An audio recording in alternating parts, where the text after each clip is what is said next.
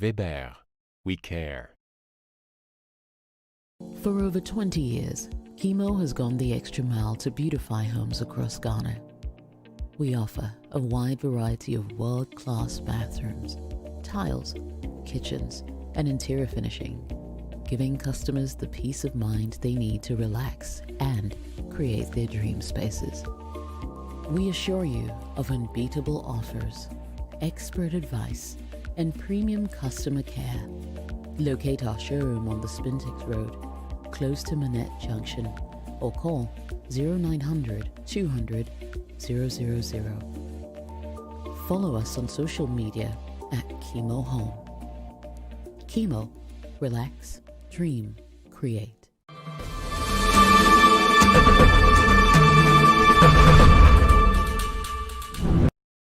Home. A fundamental need since the dawn of humankind.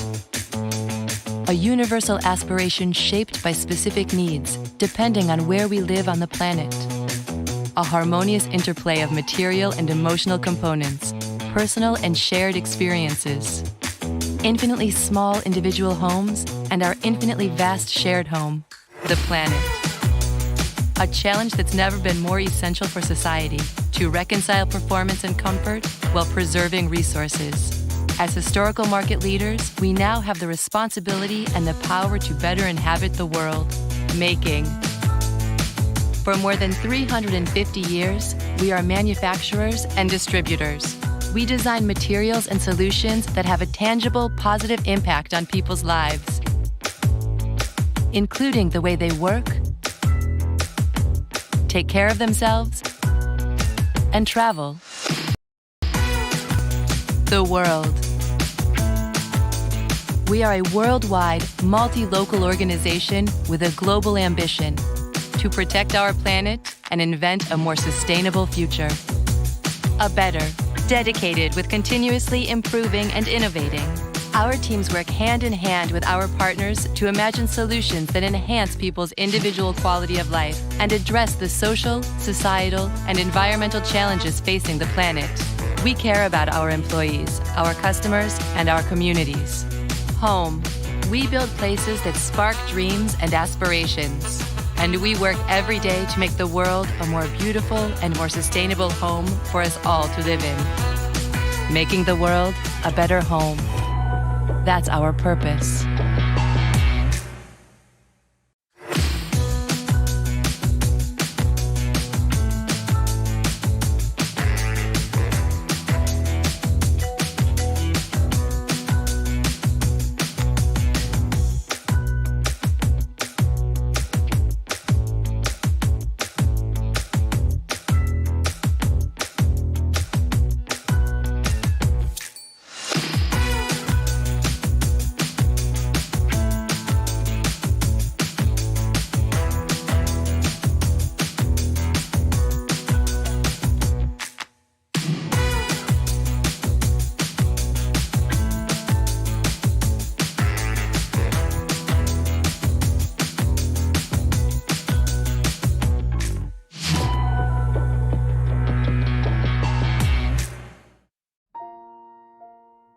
Weber, we care. For over 20 years, Chemo has gone the extra mile to beautify homes across Ghana. We offer a wide variety of world-class bathrooms, tiles, kitchens, and interior finishing, giving customers the peace of mind they need to relax and create their dream spaces. We assure you of unbeatable offers, expert advice, and premium customer care. Locate our showroom on the Spintex Road, close to Manette Junction, or call 0900 200 000. Follow us on social media at Chemo Home. Chemo, relax, dream, create.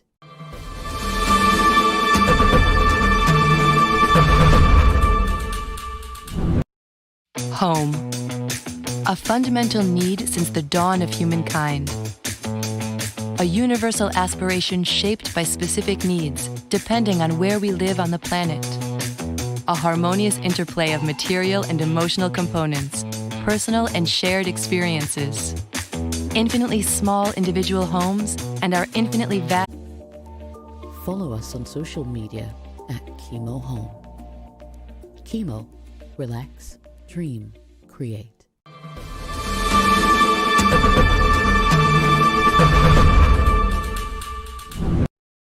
Home.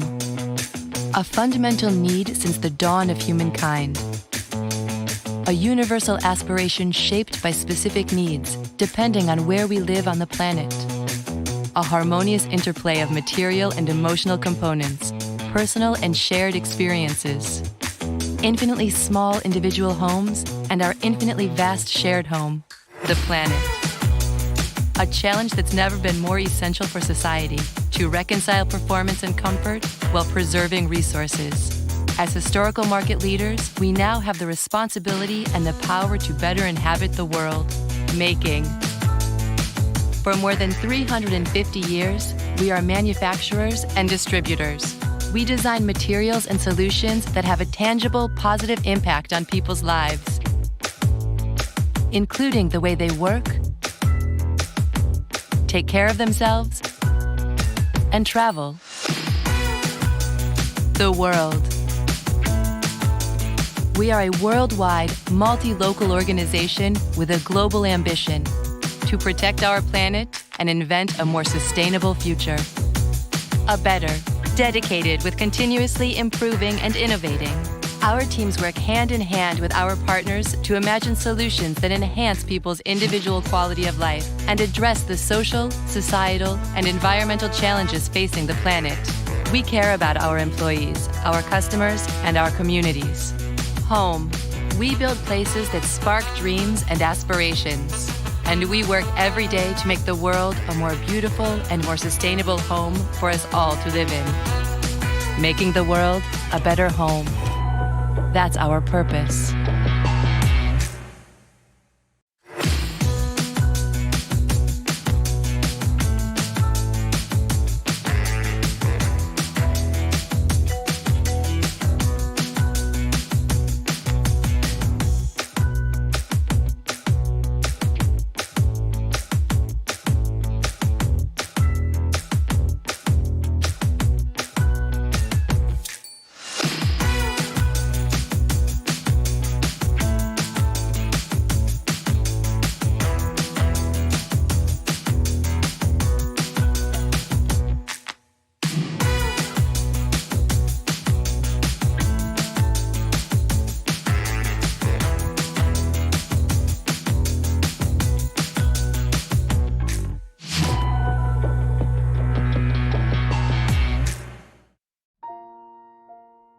Weber, we care.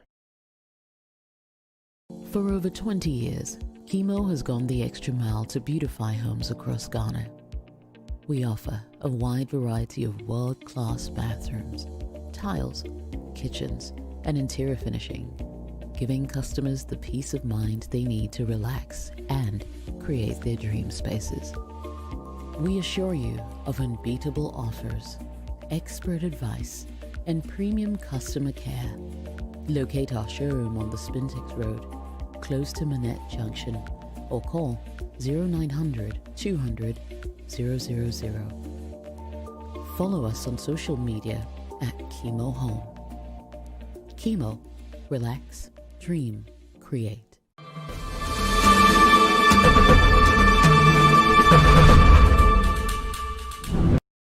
Home. A fundamental need since the dawn of humankind. A universal aspiration shaped by specific needs, depending on where we live on the planet. A harmonious interplay of material and emotional components, personal and shared experiences. Infinitely small individual homes and our infinitely vast shared home, the planet. A challenge that's never been more essential for society to reconcile performance and comfort while preserving resources. As historical market leaders, we now have the responsibility and the power to better inhabit the world, making. For more than 350 years, we are manufacturers and distributors. We design materials and solutions that have a tangible, positive impact on people's lives, including the way they work, take care of themselves, and travel the world. We are a worldwide, multi-local organization with a global ambition to protect our planet and invent a more sustainable future. A better, dedicated with continuously improving and innovating. Our teams work hand in hand with our partners to imagine solutions that enhance people's individual quality of life and address the social, societal, and environmental challenges facing the planet. We care about our employees, our customers, and our communities. Home. We build places that spark dreams and aspirations. And we work every day to make the world a more beautiful and more sustainable home for us all to live in. Making the world a better home. That's our purpose.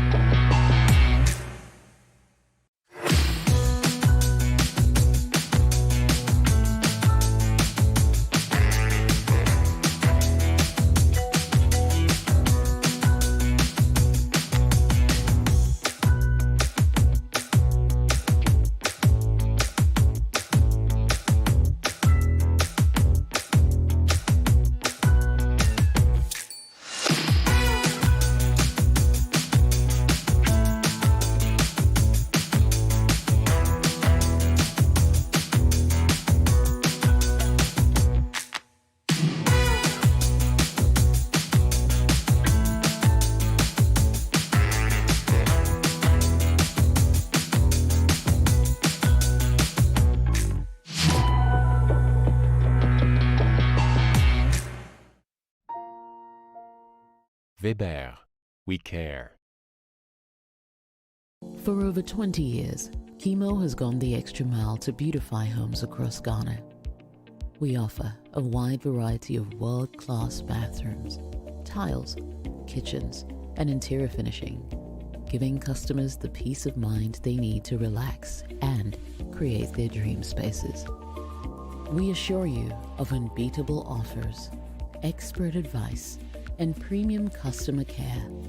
Locate our showroom on the Spintex Road, close to Manette Junction, or call 0900 200 000.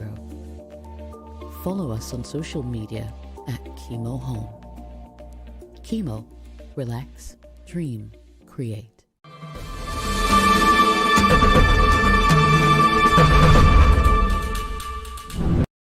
Home. A fundamental need since the dawn of humankind. A universal aspiration shaped by specific needs, depending on where we live on the planet. A harmonious interplay of material and emotional components, personal and shared experiences. Infinitely small individual homes and our infinitely vast shared home, the planet. A challenge that's never been more essential for society to reconcile performance and comfort while preserving resources. As historical market leaders, we now have the responsibility and the power to better inhabit the world, making. For more than 350 years, we are manufacturers and distributors. We design materials and solutions that have a tangible, positive impact on people's lives, including the way they work, take care of themselves, and travel the world. We are a worldwide, multi-local organization with a global ambition to protect our planet and invent a more sustainable future. A better, dedicated with continuously improving and innovating. Our teams work hand in hand with our partners to imagine solutions that enhance people's individual quality of life and address the social, societal, and environmental challenges facing the planet. We care about our employees, our customers, and our communities. Home. We build places that spark dreams and aspirations. And we work every day to make the world a more beautiful and more sustainable home for us all to live in. Making the world a better home. That's our purpose.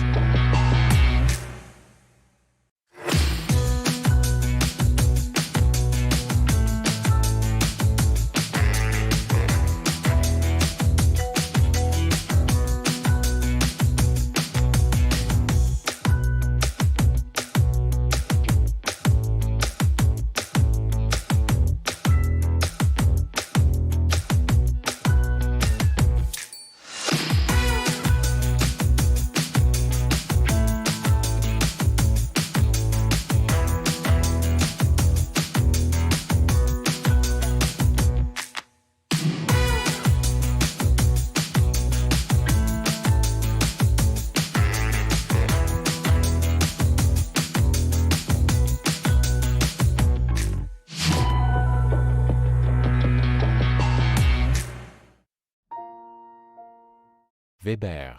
We care.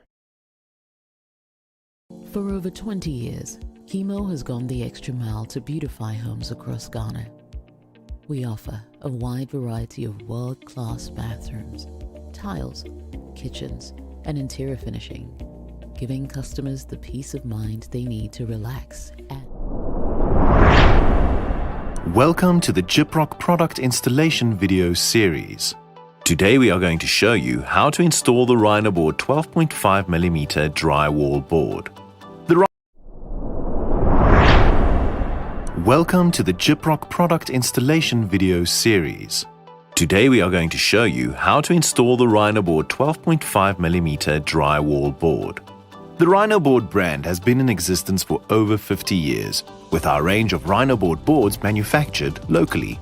Our Rhino Board range of plasterboards are suitable for most applications where normal fire and acoustic levels are specified.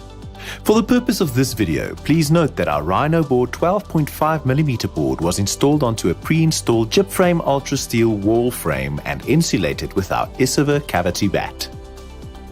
You will need the following tools to complete this project.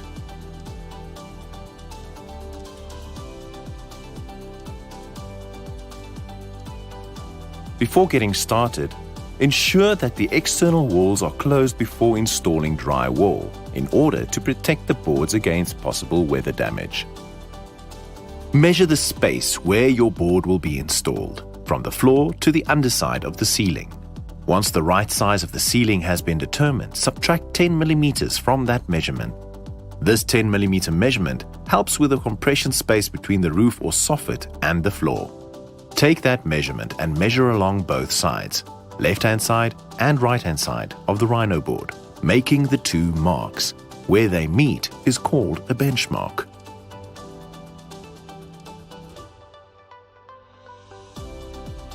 Use the chalk line to draw a straight line in the center of the board through the benchmark. Place the utility knife along the chalk line from the face side. From the top side towards yourself, cut only once. Once cut, lift the board horizontally. Then proceed to pull the board towards you from the uncut side, snapping the board. Cut the paper from the back side, top to bottom, and snip off the offcuts. Use a rasp to smoothen out the sides. Measure 600mm from one side, either top or bottom of the board, to the middle of the board and make a mark. Measure another 600mm and make a mark again, creating a benchmark. Using the chalk line, draw a straight line through the benchmark. Our Rhino Board 12.5mm boards come with screw center markings, saving you time and allowing for accurate placing of the sharp point drywall screws as required. Proceed to take the piece of board to the installation area. Lift the board and place it against the wall frame. Place one Gyprock 25mm sharp point screw, approximately 50mm from the top of the board, and place another screw 50mm from the bottom of the board on the same side, using a drywall screw gun. Repeat this for the other side. Finally, measure 220mm from the bottom screw to the ceiling for all screws and fix all screws at the indicated marks. You've now completed the installation of the 12.5mm board. Compared to a single skin plastered brick wall, using our Isover cavity bat insulation in the 12.5mm Rhino Board drywall system offers you improved and significant reduction of acoustic energy transference from one room to another. For more information, visit the Gyprock website on www.gyprock.co.za. Rhino Board. Not just any plasterboard. It's the original Rhino Board.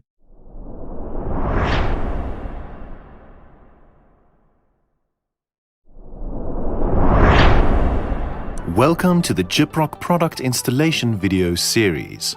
Today we are going to show you how to install the Rhino Board 12.5mm drywall board. The Rhino Board brand has been in existence for over 50 years, with our range of Rhino Board boards manufactured locally. Our Rhino Board range of plasterboards are suitable for most applications where normal fire and acoustic levels are specified. For the purpose of this video, please note that our Rhino board 12.5mm board was installed onto a pre-installed gyp frame ultra steel wall frame and insulated with our Isiver cavity bat. You will need the following tools to complete this project.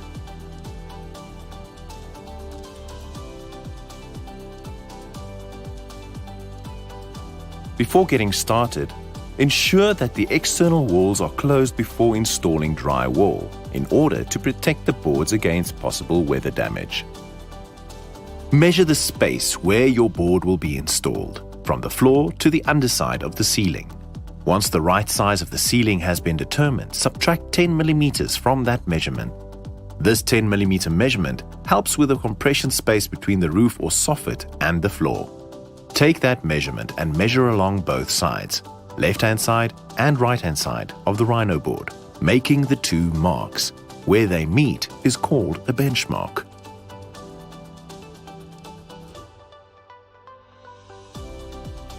Use the chalk line to draw a straight line in the center of the board through the benchmark. Place the utility knife along the chalk line from the face side. From the top side towards yourself, cut only once. Once cut, lift the board horizontally. Then proceed to pull the board towards you from the uncut side, snapping the board. Cut the paper from the back side, top to bottom, and snip off the offcuts. Use a rasp to smoothen out the sides. Measure 600mm from one side, either top or bottom of the board, to the middle of the board and make a mark. Measure another 600mm and make a mark again, creating a benchmark. Using the chalk line, draw a straight line through the benchmark.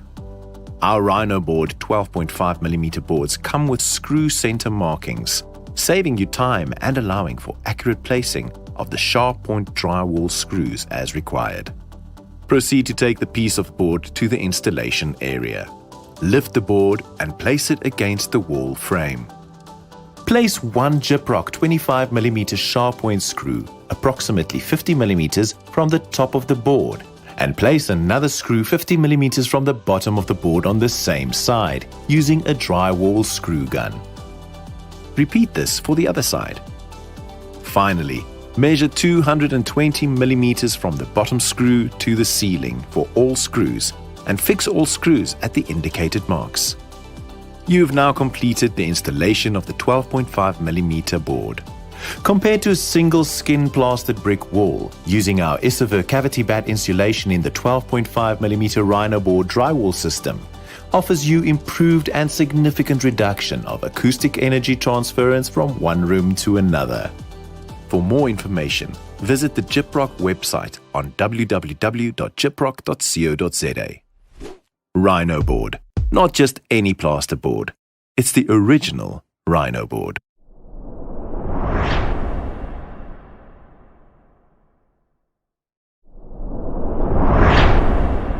Welcome to the Gyprock product installation video series.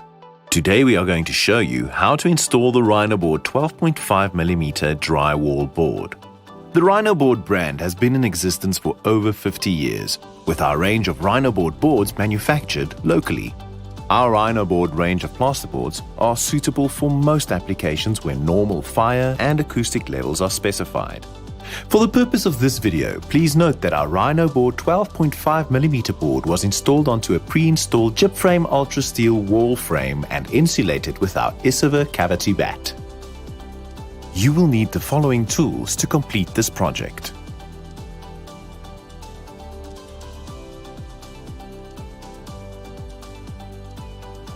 Before getting started, ensure that the external walls are closed before installing drywall in order to protect the boards against possible weather damage. Measure the space where your board will be installed, from the floor to the underside of the ceiling. Once the right size of the ceiling has been determined, subtract 10mm from that measurement. This 10mm measurement helps with the compression space between the roof or soffit and the floor. Take that. For over 20 years, Chemo has gone the extra mile to beautify homes across Ghana. We offer a wide variety of world-class bathrooms, tiles, kitchens, and interior finishing, giving customers the peace of mind they need to relax and create their dream spaces. We assure you of unbeatable offers, expert advice, and premium customer care. Locate our showroom on the Spintex Road, close to Manette Junction, or call 0900 200 000. Follow us on social media at Chemo Home.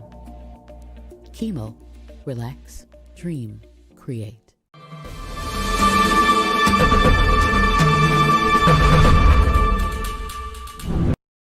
Home. A fundamental need since the dawn of humankind.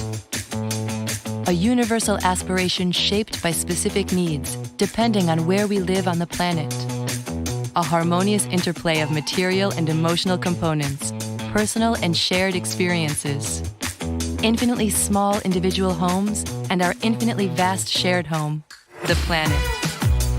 A challenge that's never been more essential for society to reconcile performance and comfort while preserving resources. As historical market leaders, we now have the responsibility and the power to better inhabit the world, making.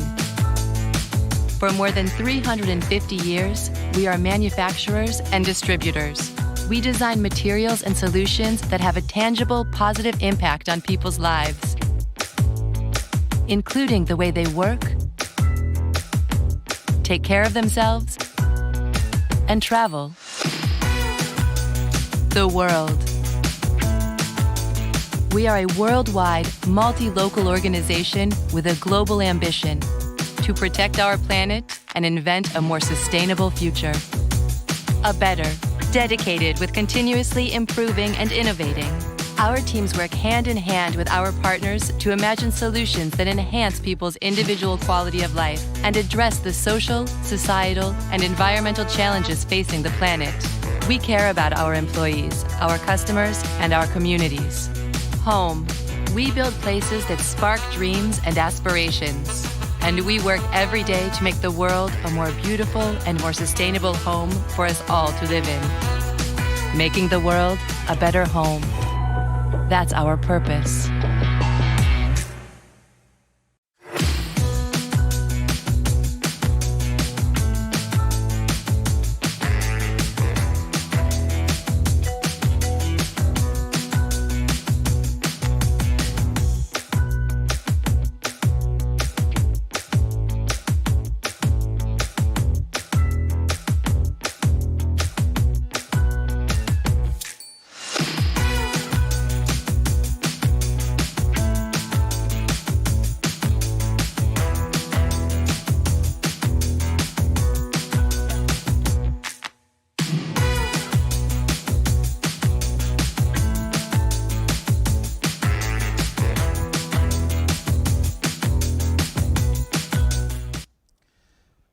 Good evening, fellows, associates, members, probationers, staff, and management of the Ghana Institute of Architects, as well as members of the allied profession who might have joined us online.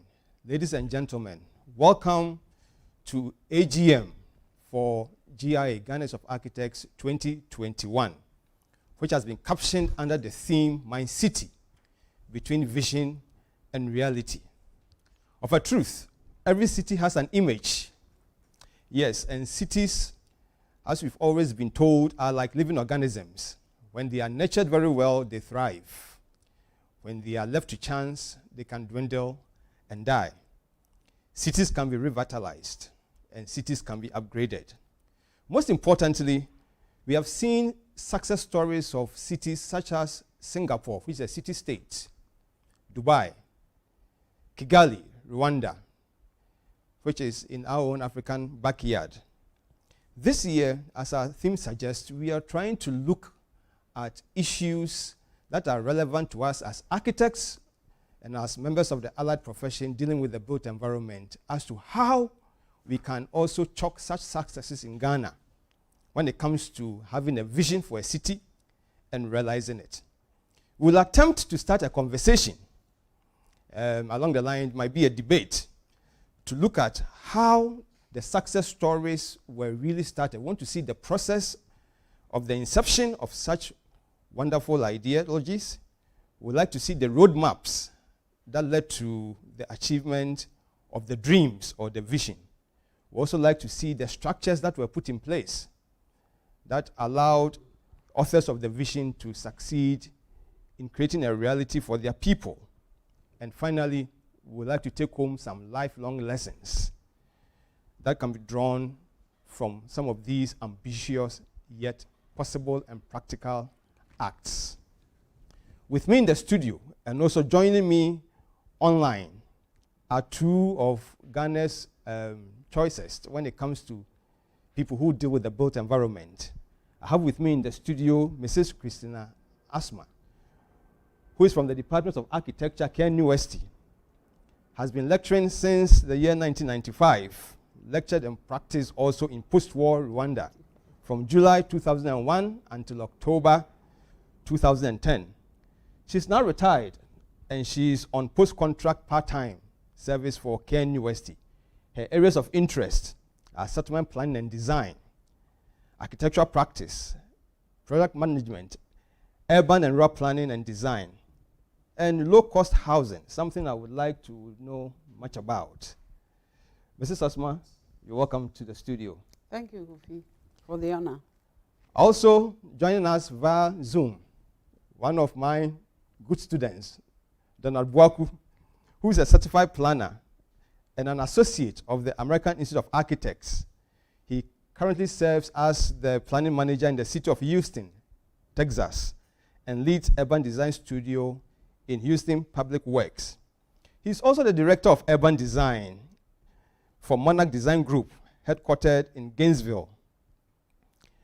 Donald had his architectural degree and postgraduate degrees in Ken University, and then he moved to the United States in 2005, where he obtained 2 master's degrees in urban design and urban planning from the University of Michigan, Ann Arbor, and a graduate of certificate in museum studies.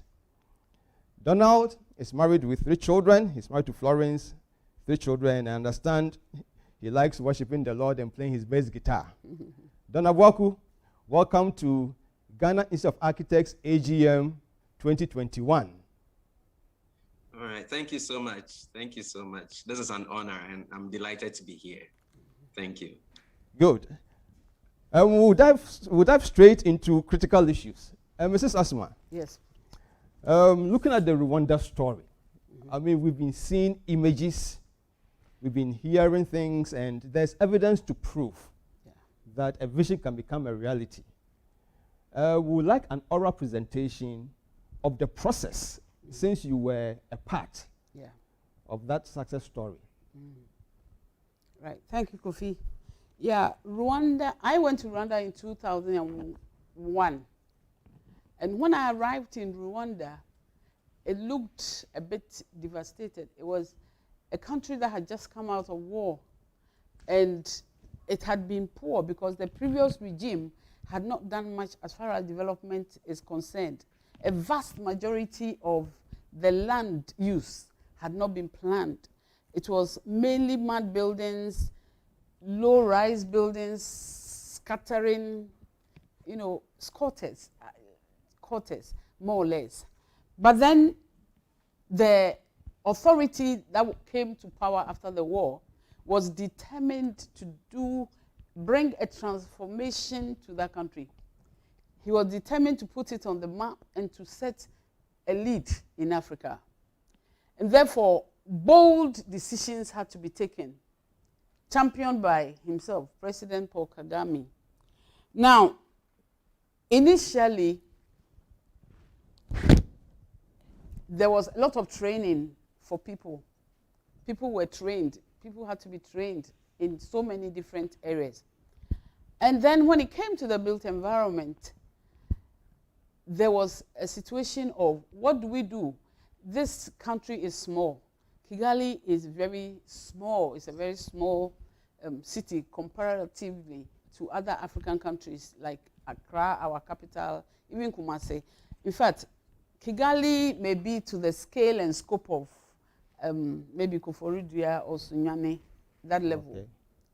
But then, how come that Kigali now stands out tall in Africa as a vision? Now, vision had to come from leadership. There's a close relationship between leadership and vision. So once the leadership has set the goal, obviously, and backed it with policy. So the leadership brings out the goal, which is the agenda, development agenda. Then he brings out a vision, and the vision has to be translated into policies and programs, and eventually action has to be taken for implementation. Now, what happened was that there were a series of rational decisions that had to be taken. Fortunately for Rwanda, it had the sympathy of the world powers. So finance was not an issue. People were willing to support Rwanda to rebuild. And therefore, they had to start from somewhere. To begin, they didn't want to play any chance. So they wanted pragmatic actions that could be realistic and realized in Africa. Therefore, master plan, a whole master plan was evolved. Master plan was evolved, and in addition, whole sectors of the city. I remember going around with Musinda Shaka, who was the city mayor at the time. Then he asked me, Christina, where do we begin from? How far do we demolish? Then, because the land, they didn't have too much land. So they had to transform what was there. So we went around a place called Kyovu, which is the part of the CBD. So we started. There were poor quarters, almost like slums, mud buildings, that no accessibility. All the development issues were absent. So it was decided that the whole area had to be demolished, brought down, demolished, and the people were resettled in a more distant area from the city center. And they were given relevant accommodation. And those who were not willing were compensated. They took the money and went their way. So the space was created for demolition, and a whole section was demolished. After demolition, and this was championed by the city authority. The city authority led it, backed by government policies. And a national tender board was also set up to monitor and to lead the discussion. Tender board was made up of professionals like architects, planners, engineers. It was multidisciplinary for input. So the tender board in place, the area demolished, a master plan prepared, then it was time to implement. World Bank, I remember, brought in a lot of money for infrastructure. There were site and service schemes. All the streets, most of the roads were made. Then the street lights and all those things came into, most of the major services were put in place, and plots were demarcated. And the zones were clearly demarcated, defined. Here is residential, this is mixed use, and they tried to apply some of the new techniques of mixed use and smart approach to development. And to develop, the city authorities supervised the master plan. The city authorities also supervised the action plan. And the city authorities were seriously involved in allocation of plots and allocation of projects to relevant investors. Now, before a project could be realized, it had to go to the National Tender Board to be evaluated. National Tender Board, first of all, will give the prospectors the TOR, the terms of reference to use, based on the set up bylaws and the regulations. So a TOR was prepared specifying the function, the location, the heights, and the scale and scope of the project. Then beyond that, the prospectors, it was also organized in the form of competitions. So people were allowed to set up teams, competitive teams. In fact, it was also multinational, international.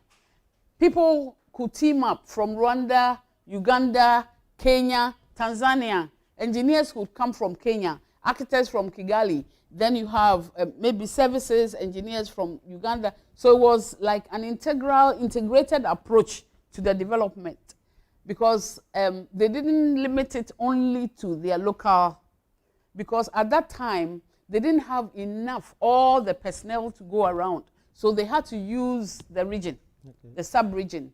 So the competitions were also evaluated by the National Tender Board to ensure that the set up guidelines and bylaws have been obliged to, and that the people had designed according to plan, and that it related also closely to the master plan. Having accepted it as a valid plan, then only could they go ahead to implement. And during the implementation also, close supervision by people who were trained, not, how should I say it, the building inspectors who used to go around were very trained, and also it was difficult to bribe people in Rwanda.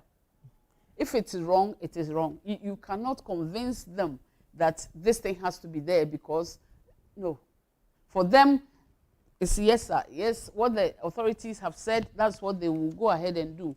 So city authorities had employed professionals who understood the built environment. Now, what happens between the building and the space? Space and building, what happens? That's where we overlook. The city authorities took it upon themselves. That is, they were responsible for the street, and then beyond the street to the edge of the development. And then the major landscape zones also were done by city authorities. In fact, most landscaping were done by people who were employed by city authorities to do the landscaping. So the whole city actually was landscaped alongside the development, the buildings. So you have runabouts that have, if the area, anyway, we will look at some of the videos later. But the beautification or aesthetics doesn't just happen. Okay. It has to be enforced, and it has to be consciously placed in the plan. So the aspect of public areas and spaces that don't belong to anybody, that are general shared spaces, were taken up by city authorities, and they made sure that those spaces were developed. So the landscaping aspects, the planting of the flowers and the arrangements, all of those were done by, championed by city authorities. They also had the streets, as I said, the streets were laid before even the buildings. So by the time the buildings came up, the whole area was planted, streets lighted, the landscape aspect was in place, so the building comes to support, and gradually. So when the center was finished and the development came up, you realize that it was entirely beautiful in its entirety. Nothing has been left to chance. No spaces had been abandoned. Unlike Ghana, where space between buildings become weeds and become grass areas which are never kept unkempt. No. These made sure that spaces that are, even road islands were beautified. Okay. Special plants were imported to be planted in the islands, and special flowers were also, and the roads were also laid out for emphasis.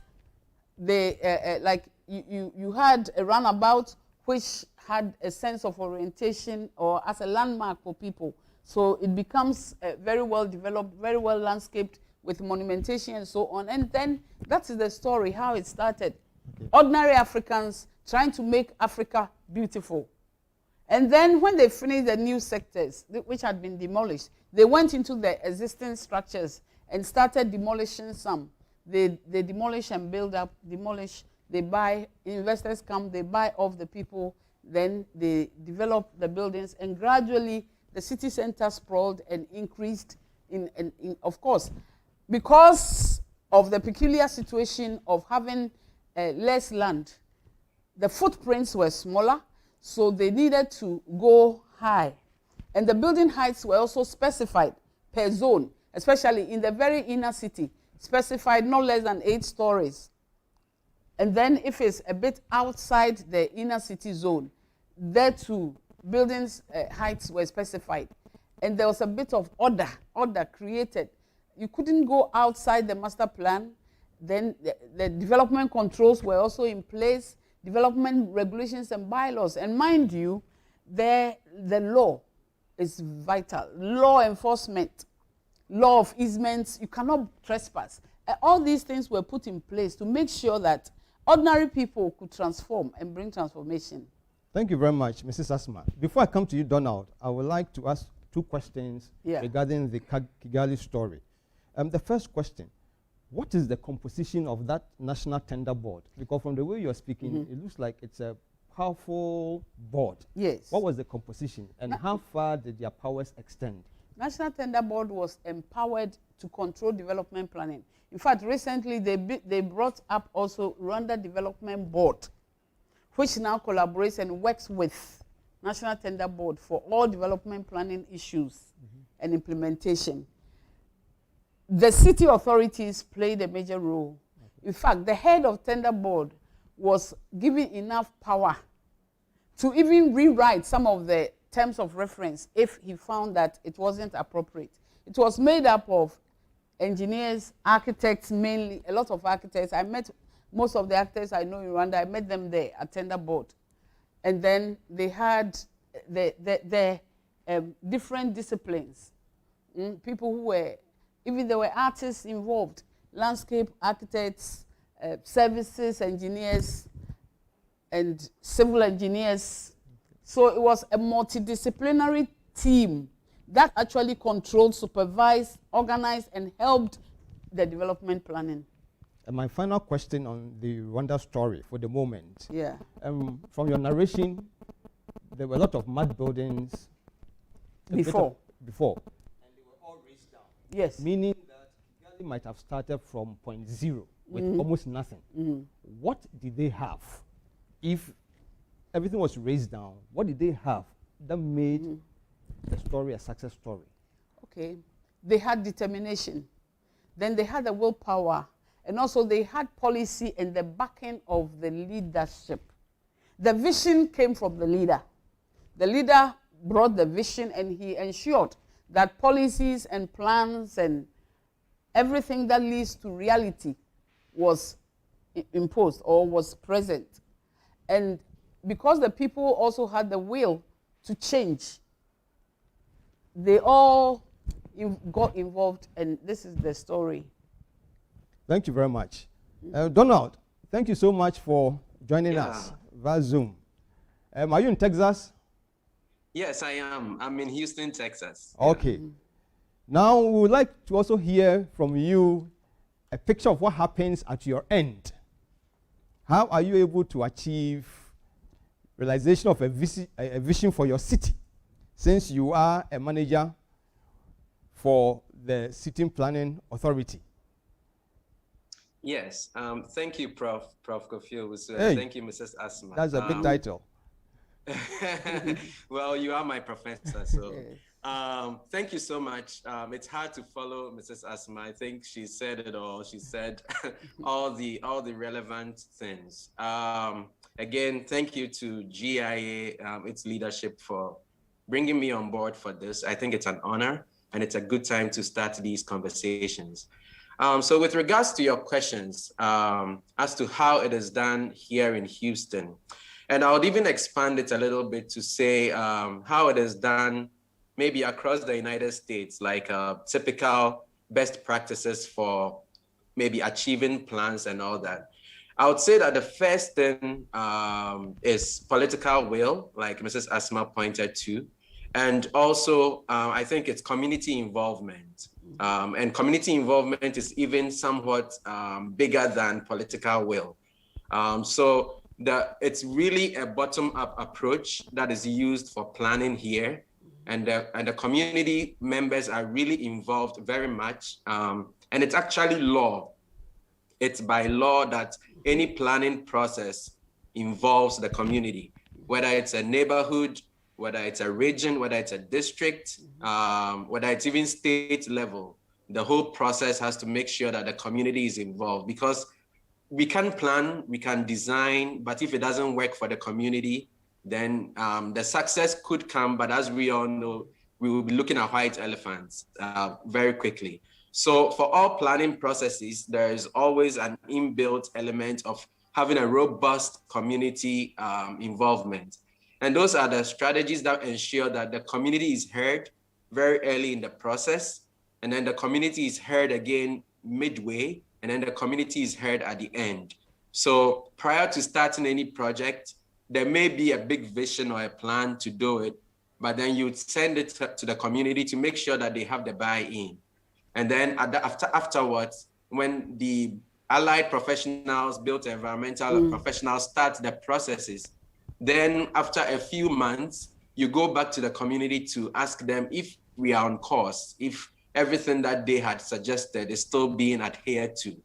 And then, so the community really has a great stake in it, such that even at the end of the process, the community can decide whether what you've done works or not for them. So that's one big fundamental thing, the community involvement. And also one thing that helps plans to be achieved is that the implementation strategy is very phased. There's a lot of phasing that goes into it. Big visions are there, but they are also in bite-sized chunks. So what is the near term? After the plan is adopted, what happens in day one versus what happens in the first year or two versus what happens at the final term of the plan, say 20 years. So those milestones help to ensure that you can see success being achieved. And then also you can draw metrics such that you know that at the end of the first year or two, these are the milestones that you hit. So we are on course or we are behind. So when you have those metrics in place and you pair them with the milestones, then you are able to ensure that your plan or your vision is going forward. One thing with plans that I see here is that it's not so much about beautification in the sense of the word, but I think it's more about functionality. So beautiful can be very relative when it comes to master planning or even urban design, which we can talk more about later. So it's more about function and ensuring that the systems are working. How is the transportation system working? How is the drainage system working? How is the land use working? How is building form working? So there are several layers. And to ensure that the plan is successful, all of these layers have to speak to each other. Zooming in specifically to my work here at Houston. So we are just starting an urban design studio. And urban design, I'll talk about a little bit later, is kind of right there in between our practice of architecture and planning.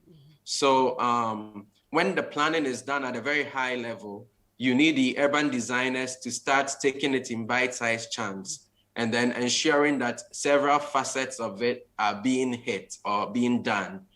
So in the city of Houston, for instance, the urban design department is located in Houston Public Works, which is a department about 90% engineers. So prior to my coming on board, it was engineers who were planning the roadway, they were planning the cityscape and streetscape. And so when I came on board, I thought and said that, no, we probably need other voices at the table, because the engineers will make it work, they'll make it function, but we also need to push the envelope on innovation, on beautification, on streetscape design. So with having an urban design group inside of Houston Public Works, it's softening kind of our processes and ensuring that the team or the studio works as a filter through which all engineering, all thoughts, all visions are run through. So even though the numbers work, even though the engineering adds up, you also need to run it through a design filter. And that is what the role of the urban designers or the planning group in Houston Public Works is. So I don't know if that answers your Yes. question, but I know we'll touch on a few things as we go along. Definitely. Thank you very much, Donald. From the two Sure. submissions, it's become very obvious that implementation, enforcement, both are critical factors. Yeah. I'd like to Yes. know from the two of you, Mrs. Asma first, did you ever witness anyone flouting the law when it came to achievement of the vision for a city, and the kind of sanctions or punishment or warnings that were Yeah. meted out? We'd like to know, because in our Okay. setting, it's a challenge here. Yes. I remember, without mentioning him, I remember working with the military on, there was the military headquarters plan that was established. It was a new headquarters. And for it being a security building, there was a very wide edging that was left between the road path and then the building line. So that became more or less a city park. And it had to be developed very well, because you can't just leave a bare area for Rwanda, no. So it had to be planted for beautification. So special trees were imported from outside to be planted for a special effect for that whole stretch.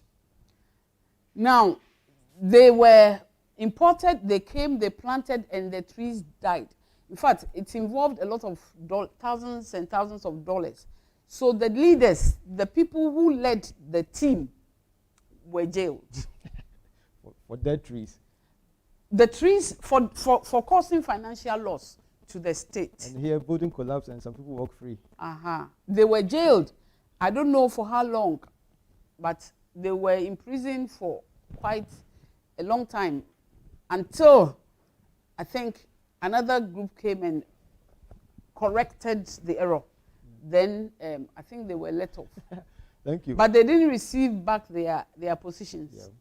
because they had taken a wrong decision that had failed the country. Okay. Donald, at your end, have you witnessed Yes. flouting of law or regulations and sanctions being meted out?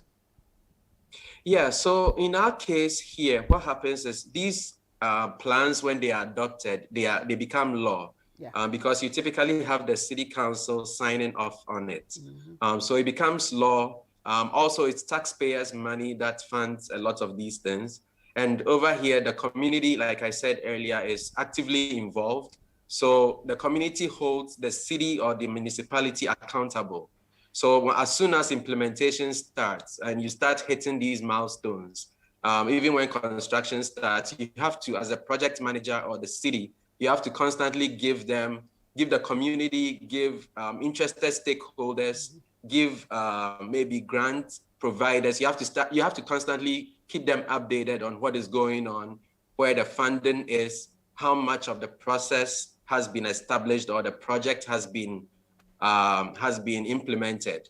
So they are very strict, like guidelines that people are following, and which are backed by very stringent policies. So yes, it will be hard to get away with not doing something or doing it kind of substandard in terms of the planning. I would still like to interrogate this very issue. I would like to know whether there's a range of sanctions for our education. You've talked about jail. Yeah. Donald, without maybe witnessing it, what are some of the wide array of possible sanctions that can be meted out to a person? Is it the revocation of somebody's license? Is it the paying of a fine, a penalty? What is the range like? Yes, all of the above. So the consultants are held accountable. If you're a consultant, right from the planning. So after we provide the request for proposal or request for qualifications, once they come through, it's signed into law that you're going to produce a quality document at par with all that you have said you're going to do. So there is that accountability of the project itself, its delivery. And then once it gets to bid, and these projects are actually planned live and are being implemented, the contractor or all other subcontractors are also held to account. So everything is signed into law. And like you said, yes, it can be jail time, it can be revocation of licenses, it can be suspension. A lot of these contractors may have long-term contracts with the cities or municipalities, and some of these can be revoked, which is a big financial strain. And I mean, when your license is revoked, it goes into the records, everybody gets to know about it. And then even the cities that are implementing them, the city staff is held accountable. The mayor or the city manager is also held accountable, because you can be voted out if the community finds out that maybe there was some misuse of funds or things like that. So there are a lot of checks and balances in the system, and nobody can really get away with anything, no matter which side of the divide you are, whether you are on the public side or the private side or even the community side. Everybody is holding each other accountable, and the consequences are there for if you fail to do your side of the job.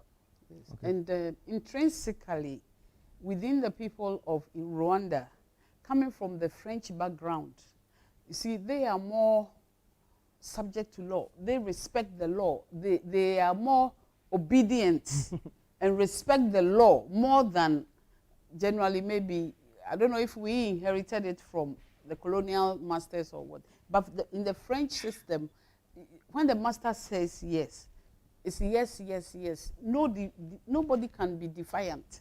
So that also helps the system, because they already, when the authority opens the mouth, it's law. Yeah. Even before it's written or it is sealed by the stamp, it is law. Once it has come from an authority, obedience, everybody obeys. And that system also has helped to prevent bribery. It's very difficult to bribe anybody. I don't know if it's done in secret, but me, I never witnessed it, because even police people cannot be bribed. So that respect for law and order and that respect for authority, I think also eased and facilitated the process. Yeah. Good. Thank you very much. Now, I would also like to take your bit on the issue of community participation. Mm-hmm. Donald, can you give us a picture of how the community participates? Is it a town hall meeting? Is it opinion leaders? Mm-hmm. How is it physically done, the community participation? Yes, so it's all of the above and more.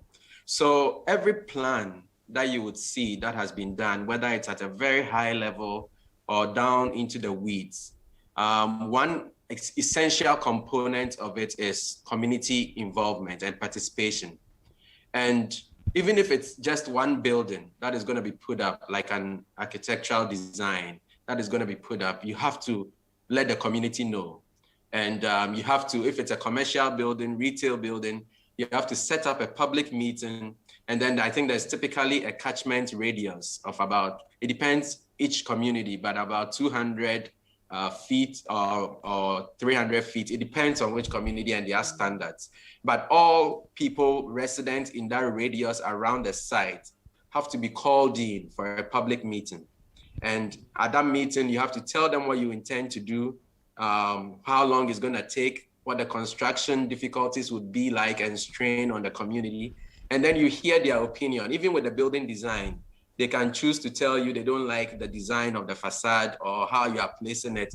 And the community's word, I mean, really carries weight. So if the community says they don't like it and they write a letter or a petition to the mayor or the senator or the congressman in the jurisdiction, your project can be stalled. It can easily even be completely come to an end. They may discontinue it. So community is very powerful here. And even depending on where you live, for instance, when you're in a community where you have like a lot of older folks who are at home and have the time, they will attend every public meeting. When you are in other communities where maybe it's younger and people are busy, you may have a few people come. But then even you have to have like an online presence as well. So when you are doing a master plan, you have to create a website for that plan. Or even if it's a small area plan, you have to create a website. You have to use as many tools as you can to make sure that you saturate the whole community with the information. And then invite them to a town hall like meeting. You can either set it up as a town hall or you can set it up as an open house where they can come in and go as they want. But then any inquiry from the community members, you have to make sure that you respond to it. Somebody can tell you that you didn't respond to their inquiry, and as such, the project shouldn't go forward. So it's that strange that the community carries a lot of weight. Public involvement is very heavy. And even now with with Zoom and all that, there's even more access. More people are able to, we now do our public meetings, public engagements online via Zoom, and you have even a lot more attendance. So it's stringent and it carries a lot of weight. It can stall a project or make a project successful. I'm working on a major project for the city. We are looking at doing resilient sidewalks that are more resilient than typical. And it had to go through a stringent public involvement process where the public could weigh in on what they wanted or did not like about the project. And if the weight leans more towards one side or the other, you really have to respond to their needs. Thank you very much. Kigali. Yeah. How was it like? You see, Kigali is decentralized. And the decentralization they learned from us. They came to Ghana to study our system. But it seems like they have carried it very far. So with the decentralization, the districts have a lot of power. Now, the districts have been further structured into area and unit committees and so on. So the whole system is divided into strong neighborhood connections. Now, what makes community participation even more stringent and more involving is that every last Saturday has been set as a community day for public work. You leave everything that you are doing and you go to do what they call umuganda. That is doing work for the community work in Muganda. And they take it very seriously. Every Saturday they go. Now, normally when they go for Muganda, there's a set assignment for them. Either they are planting trees or they are sweeping or they are cleaning But after the working time, there's a public forum where they sit with their leaders. Authorities and leaders, and of course the district authorities also are there. And then they discuss issues concerning their communities, where things are going wrong, what they would want changed. In fact, based on that, I remember at one time it was decided, the president came in and said, okay, for rural areas, everybody who has roofing sheets, who has roofing not made of tiles or roofing sheets, should come for. And so they were donated because it was the people's request. You see, and then in Rwanda the standardization is very critical. Once it is a zone or a district, they make sure that certain things are common to the buildings. For example, in a very new area like Nyarutarama, for example, the acceptable roofing system is either clay tile or long span roofing with a particular color. So that the whole community looks similar. It has similarities and order. So every Umuganda day, last Saturday of the month, people go to do community work. After the work, they sit down, they discuss their community issues pertaining to development, to social and everything. And they take decisions. And the authorities carry on the decisions to the higher powers. Thank you very much. This is a good time to take a short break for you to catch your breath. Okay. So I'll revert to the technical team so we can have a short commercial break. For over 20 years, Chemo has gone the extra mile to beautify homes across Ghana. We offer a wide variety of world-class bathrooms, tiles, kitchens, and interior finishing, giving customers the peace of mind they need to relax and create their dream spaces. We assure you of unbeatable offers, expert advice, and premium customer care.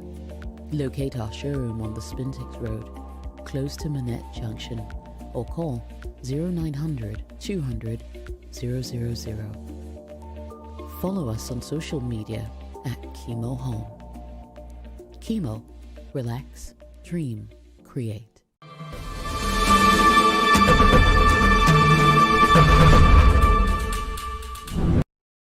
Home. A fundamental need since the dawn of humankind. A universal aspiration shaped by specific needs, depending on where we live on the planet. A harmonious interplay of material and emotional components, personal and shared experiences. Infinitely small individual homes and our infinitely vast shared home, the planet. A challenge that's never been more essential for society to reconcile performance and comfort while preserving resources. As historical market leaders, we now have the responsibility and the power to better inhabit the world, making. For more than 350 years, we are manufacturers and distributors. We design materials and solutions that have a tangible, positive impact on people's lives, including the way they work, take care of themselves, and travel the world.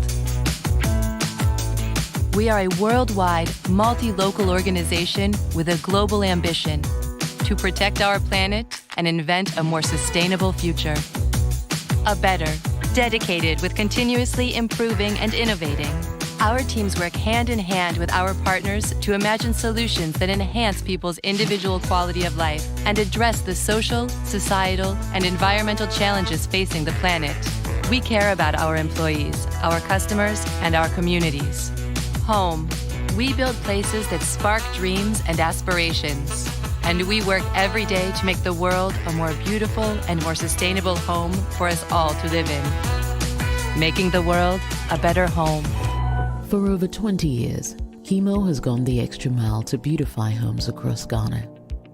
We offer a wide variety of world-class bathrooms, tiles, kitchens, and interior finishing, giving customers the peace of mind they need to relax and create their dream spaces. We assure you of unbeatable offers, expert advice, and premium customer care. Locate our showroom on the Spintex Road, close to Manette Junction, or call 0900 200 000.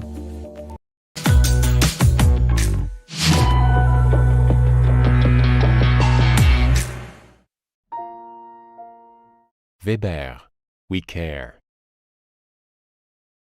Mensa is building his dream home. He needs high-quality equipment such as Hilti construction tools, DAB water pumps, PowerLink generators, Souvenir paints, Carrier air conditioners, electrical components from both ABB and Schneider, Fuji lifts, and cost-friendly furniture. He knows where in Ghana he can buy everything he needs to complete his home: Nestra and Ash Foam. He goes to Nestra and orders all the products he will need for the construction of his home. Whilst he's there, he talks to an Ash Foam sales rep who helps him order bedroom furniture, living room furniture, kitchen cabinets, mattresses, bedding, and even towels. Nestra and Ash Foam deliver everything Mensa needs to his site. Now his dream home is complete. He and his family can move in.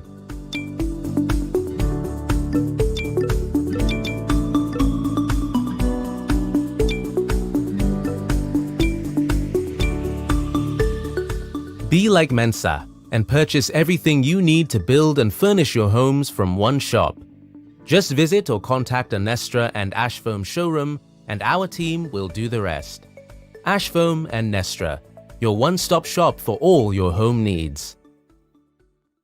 Thank you. Welcome back, viewers and listeners. I still have with me in the studio Mrs. Christina Asma, and then join us via Zoom, Donald Bwaku. It's almost impossible to talk about the image of a city without mentioning Kevin Lynch. Kevin Lynch says, a city transforms from a mere location on a map to a place that has emotional meaning for the observer when citizens imbue their surroundings with their hopes for the future, according to Kevin Lynch. Before we draw the curtain close on Kigali, Rwanda, we'd like to play a short video that gives us a picturesque image of the Kigali city. And Mrs. Asma will be giving a short narration for us to see some of the concepts that are in the vision and the roadmap that led to its actualization.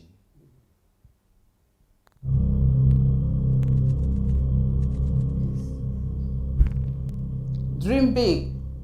That's the saying. If you're afraid of vision, you cannot advance. You cannot develop. So there was a bold decision or a bold step of dreaming big, having a very big, almost very ambitious vision to transform a very, very derelict site, which was a brownfield of poor people, now into a very viable mixed-use complex, similar to any international standard. Now, this is the end of the vision. This is how it ended.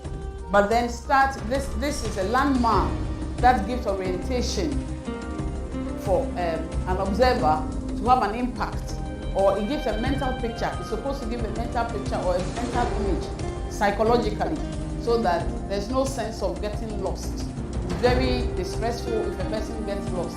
So one of the implementations was to have orientation using landmarks. Now, distinct districts were developed, residential areas, then there were the civic zones, and then the mixed-use areas. This is a typical residential, and you see here is pedestrian-friendly, streets with people, no vehicles here, but it was a large enough alley, motorable access, and in terms of emergency it could be used, but it's intensively pedestrianized with sitting areas and umbrellas if you saw it. Now, you see how landscaping was also integrated into the plan. Landscaping and beautification with nature doesn't just happen. Greenery doesn't just happen. It has to be part of the plan, and it has to be integrated in the initial planning, so that in the implementation, there's no excuse not to have it. You don't come and plant after, but alongside. This is a residential district. You see the cultural elements also reflected. This is the cultural dimensions of the people are reflected even in the facade treatments. So there's a conscious effort of beautification and character, giving relevance to the people who can interpret and understand. They understand it because it's coming from them. Now, the public zones and the public areas are rather higher density areas because of the need. And as I said, the land is small, so they increase the footprint, they reduce the footprint and increase the building density and the height.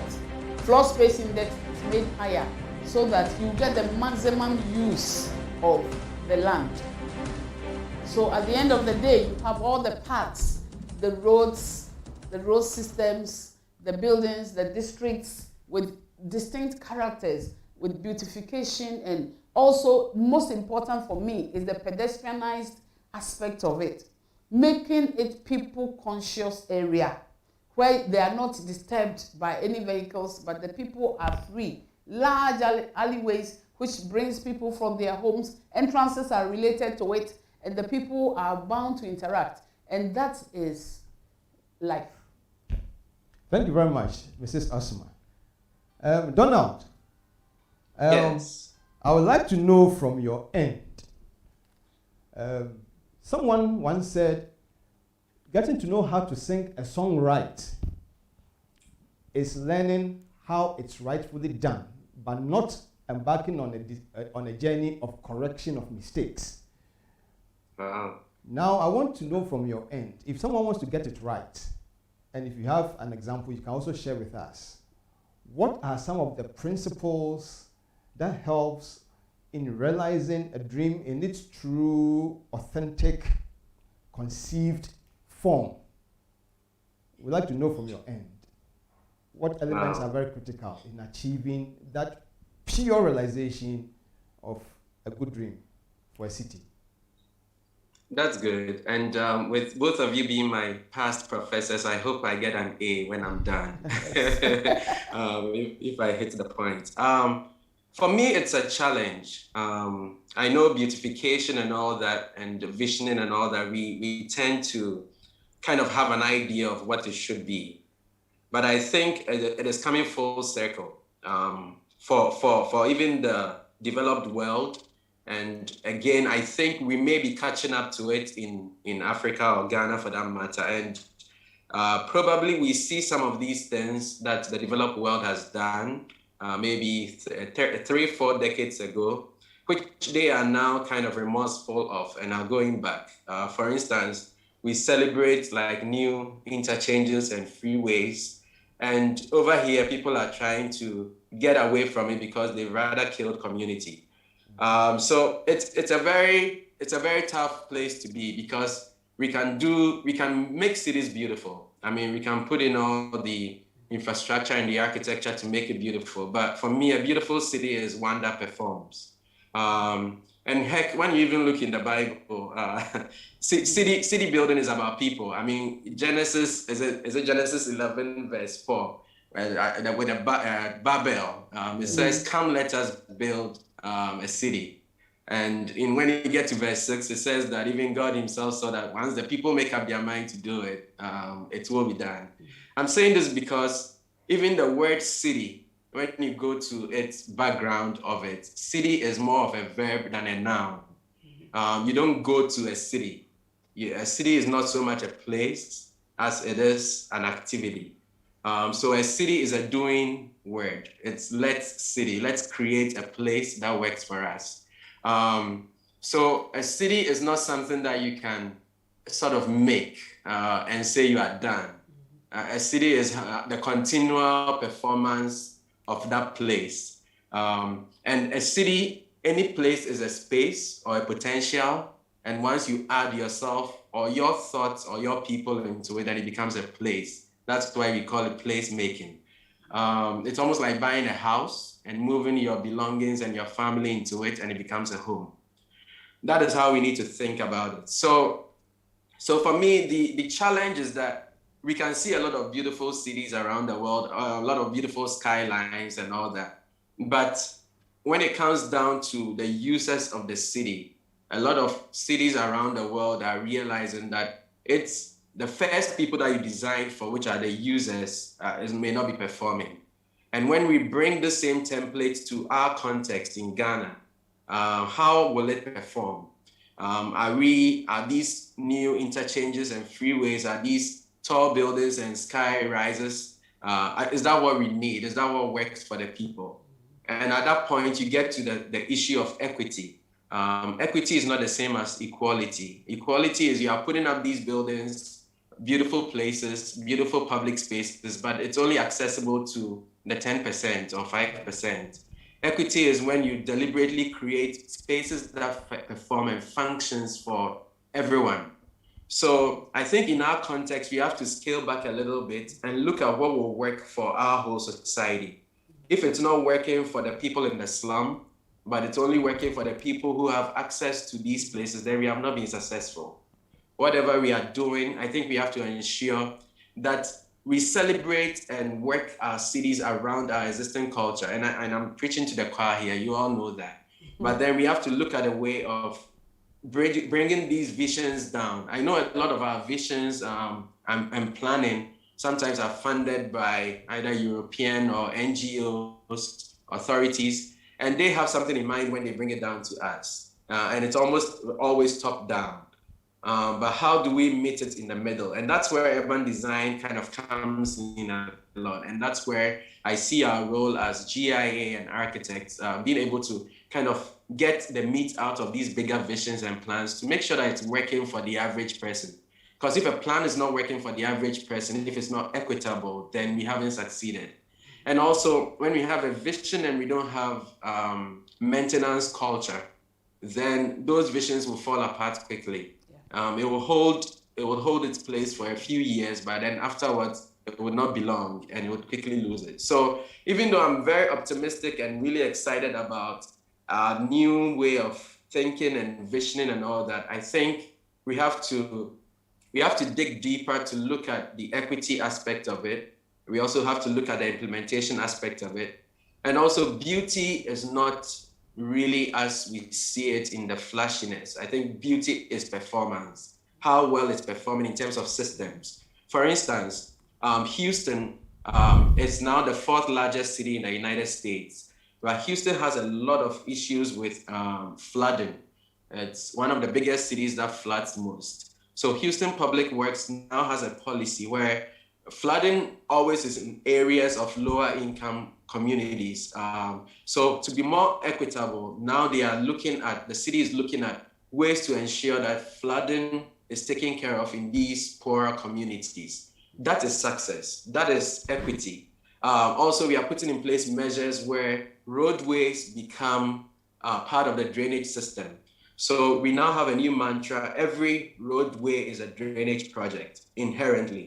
So that as you add more impervious surfaces, you are taking care of it somehow, either through more green spaces or either making sure that you have retention ponds to offset the new gray area that you've put in. So for me, it's the tactical, and that's what we call tactical urbanism. We'll discuss more later, but it's kind of taking the very piecemeal, the very small victories, the low-hanging fruits, and when you have all of those working together, it would eventually blossom and the city will be successful. Yeah. Good. So, Thank you very much for a very interesting submission. Following the trajectory that you took, what I was playing at the back of my mind was some people pick a roundabout, we copy it, they throw it away, then we also throw it away, go for traffic lights.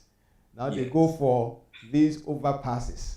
Now we are picking them. I don't know whether we'll go the way you are going. But I want to ask you a personal question as a city planner. Yes. If someone should tell you, I want to make Accra Dubai, what goes on within you with the sentiments you've expressed? The person just says bluntly, my wish is to make Accra Dubai. As a city planner, with the kind of background information you've given us, what changed inside you? That's how I've lost all this hair. All the years of hearing stuff like that. Yeah. I lose hair, I lose sleep. But then, yes, we can make Accra Dubai. What aspect of Dubai do we want? Dubai is in several layers. Is it the success of the public spaces? Is it the success of they being able to kind of create an environment out of a desert? Is it the success of making it a tourist destination? So we can look at Dubai, and when we say Dubai, the first thing that comes to our mind is all the buildings. And yes, that's a good one. But Accra is not Dubai. Very, very different circumstances. We cannot make Accra Dubai. We can make Accra what Accra should be. Accra can still be a global city. We can still have areas like Mrs. Asma pointed to. We can have districts like we did the airport city. We can have that appeals to an international market. But the whole Accra cannot be built up and be glass and steel. The things that make Accra work, just the informality of spaces, just places where people hang out, just the performance of our culture. I think we just need to uphold those and work our urbanism around that. And that is success. If we want to become like everywhere else, then we wouldn't be unique. Being unique and being Accra or Ghana for that matter is being able to have something that is particularly ours that we can also sell. That can boost our tourism. Because if Accra looks like Dubai, we can't surpass Dubai. So we have to be Accra and excel in what we can make Accra to be, that people would want to come and see it. So whether it's districts, whether it's particular places that perform, whether it's just letting it be as is. Sometimes I believe that we try to program too much. There's something called everyday urbanism, which is just allow things to be as is. It doesn't mean leave it dirty, leave it unkempt, but just let it be and then work your systems around it so that the people enjoy the spaces. And this is a principle we know in architecture, but just take it to the city scale. Let's not try to herd in the livestock. Let them roam, but within confined spaces. So I think that's our task. And as much as possible, we need to work with our planners, city planners, and other allied professionals to make sure that we are taking things in piecemeal. I think that's the way to go. And with piecemeal, we'll create our own identity. But again, we can't be the next Dubai. Thank you very much. I was smiling as we were speaking because I was reminiscing some thoughts that were going on through my mind when we were coming for this program. I was thinking of the 1,000 meters before Kutuka Airport in Accra and the 1,000 meters before Kumasi International Airport. And what you see are two different things. You see one that's more like a global city, and you see one that is a cultural city. And on a lucky day, in Kumasi, my favorite city, you will see somebody brushing their teeth by the roadside on a lucky day. Yes. From what you are saying, it means that there are some cultural values or some daily lifestyle practices that make the people happy, that make the people be, and you believe we should weave around such. Yes, that, exactly. I want to come to Mrs. Asma. Yes. Now looking at our theme, my city, between vision and reality. What you've been teaching settlement planning for so long a time, so I'm sure you've been observing Kumasi and Accra amongst other cities. What is the gap between the vision and reality from where you stand? Okay, first of all, I want to say that there's a psychological aspect of settlements or cities that when one overlooks, we lose it. Because you see, the observer that uses the space is the one that makes an impact. If the city makes a good impact on him, then the city is psychologically acceptable to him. But if he loses it and he can't make any mental map or mental image of it, then it's irrelevant to him. He's just a survivor. He's not living in it. Now, the vision, where did the vision come from? If the vision came from the grassroots, as it is supposed to be, it's preached in the decentralization policy, let the vision come from the people's own desires or their idiosyncrasies or what they hope for. And if that hope is taken into a vision and brought into reality, then they will be comfortable in it. But here we are. It looks like the vision is somebody's idea that comes and expect and hope that the people will accept and receive it. So when we go ahead to develop and the people don't respond, then it hasn't helped us in any way. It's like a financial loss. You go to Airport City, how many people go there? It's so pedestrian unfriendly. We were not thinking of the people. So although we have a development, there's a missing link. Where do the people interact? Where is the interface for people? Can they just go there and relax and say this belongs to us? Or are we consciously developing spaces where people can live in and say, this is part of our city. I can just carry my children and go there. We are safe, no cars. We can interact, we can enjoy. Then we are living. Now, what creates the gap, actually, between vision and reality is usually two things, the time and finance. Our timing and phasing, as Donald said, they phase it out and do it piecemeal. So it's better to have a small vision, face it and complete it before. So you set short-term or a long-term plan divided into short-term achievements. But, and also it's related to the budget. So we have rolling plans.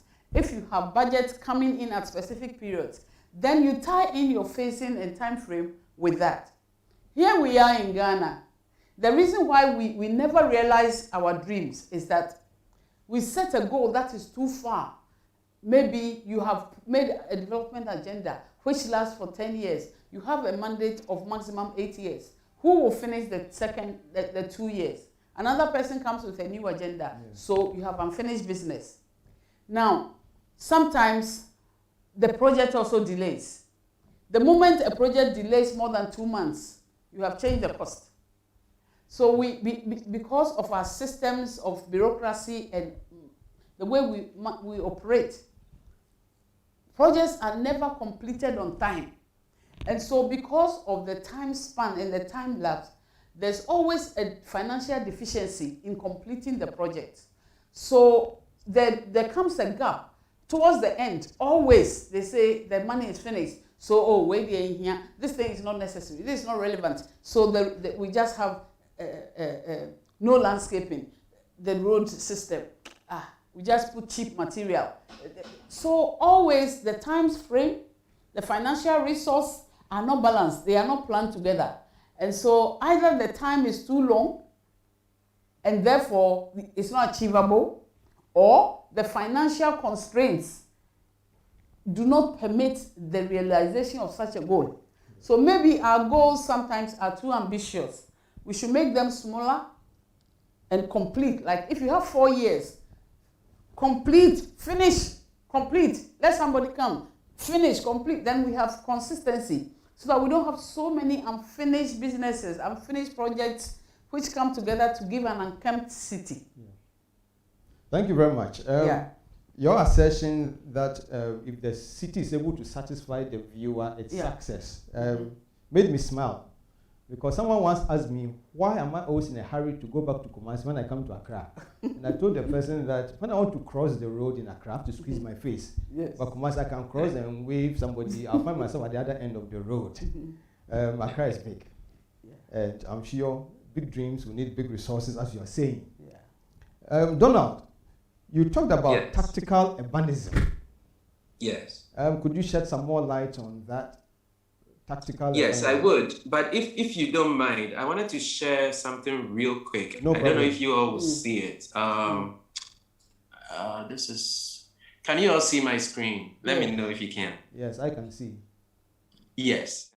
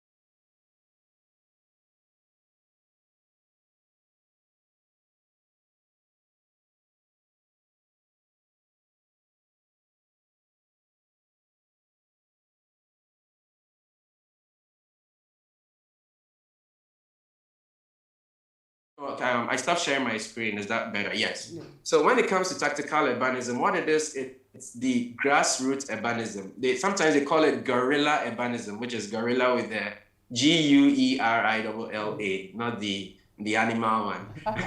So guerrilla urbanism, where you actually get the people to do stuff, and you also use it to test things before they are actually done. So for instance, if you want to put in a pedestrian infrastructure or bicycle infrastructure in a community, you don't try to do all at once. With tactical urbanism, you actually get the community out, you let them own the project, you find a champion, and then you actually do these markings with chalk or paint or anything like that, which is very easy to do, fun community project. But within a couple of days, you'll be able to test your idea and know whether it's successful or not. And at that point, you can quickly make decisions that, yeah, we tested this out. We'll probably have to go back to the drawing table rather than pouring concrete and doing all the stuff right from the beginning. So you can use it for different things, whether you wanted to create a park or whether you want to change maybe a streetscape, put in a roundabout, anything like that, you can test it out. And you can use everyday tools to create these things, like old tires or drums or anything like that, and just try to create space just to test it out. And it's been very successful because, first of all, it makes elected officials or maybe people who are in charge of making decisions able to see the success of projects, how it could be prior to they actually getting the funding to do it. And also when you are going for after funds, you're able to show them practical examples or even photos of how the system could perform before you even write a grant or something like that for it. So that is tactical urbanism, the idea of it. Thank you very much, Donald. Mrs. Asma, when we were speaking, you said when someone undertakes a project and maybe delays 2 months, 3 months, 4 months, the cost indices might even change. Could you educate us? If someone does a master plan and doesn't take off 2, 3, 4 years, should it be subject to review? As far as the cost aspect is concerned, yes. But if it delays for more than 5, 10 years, it becomes obsolete. Because what was the underlining or the basis for the creation of the master plan is population. And population is dynamic, and population is always changing. So if, in case, the master plan didn't make long enough projections for population, then by the time it's about to take off, it will already be obsolete because the people for which you were creating this for have increased beyond the number expected. So what you create will already be subject to expansion. So there's a need for review to ensure and to make sure that actually you are still within the required special provisions. Otherwise, it's always subject to review. And as for cost, it's always, the special aspects, even as I'm saying, could be subject to review. Maybe some style or some proposal that you had 10 years ago is now no longer in vogue. So you would want to go more current. So the special and the built form itself is subject to review. And the cost, no matter what, even if it's 1 year old, beyond the time specified, you have to always review. Otherwise, you get hiccup along the way. Donald, from where you stand, where it looks like it's easier to achieve some of these goals, do your master plans undergo revision? Yes, so a lot of either by state law, actually, in some communities, like in Utah, Colorado, it's actually state law, even Florida. I don't know about Texas, it's not law, but then the counties or even the cities have their own laws. A master plan, some places call it comprehensive plans, some places call it master plans. By law, they are supposed to be reviewed every 10 years. Some communities have it every 5 years. So even if the comprehensive or master plan is adopted and is being implemented, by law, by exactly the 5 or 10 year mark, it has to undergo a review. It has to be redone because by then, like Mrs. Asma said, all the metrics would have changed, population would have changed, even the community's needs might have changed at that point. What was probably very important to people 10 years ago may not be as important now. I mean, for instance, a practical example, one thing we are observing is with COVID, even the idea of place has changed. What used to be important, getting to city standards, to office buildings, now doesn't matter anymore. People are rather building outside of the core of cities, and they can telecommute by Zoom to work. So the whole of last year, several people never went to work, but did work all the same. So you'd realize that home prices outside of the inner ring of cities were now rather going up. People wanted more green space, more open space, but they could work remotely. So that's a new economy. So something like this, if you have a master plan that doesn't break it up or doesn't require an update, then you will still be implementing something that may not be relevant anymore. So the law actually backs revision of these plans. Okay, thank you. Donald. Yes. I'm going to ask you a question about the American Institute of Architects. I will bring it home to Ghana Institute of Architects. With all that you were talking about, I'd like to know the role AIA plays in realizing the dream of a city.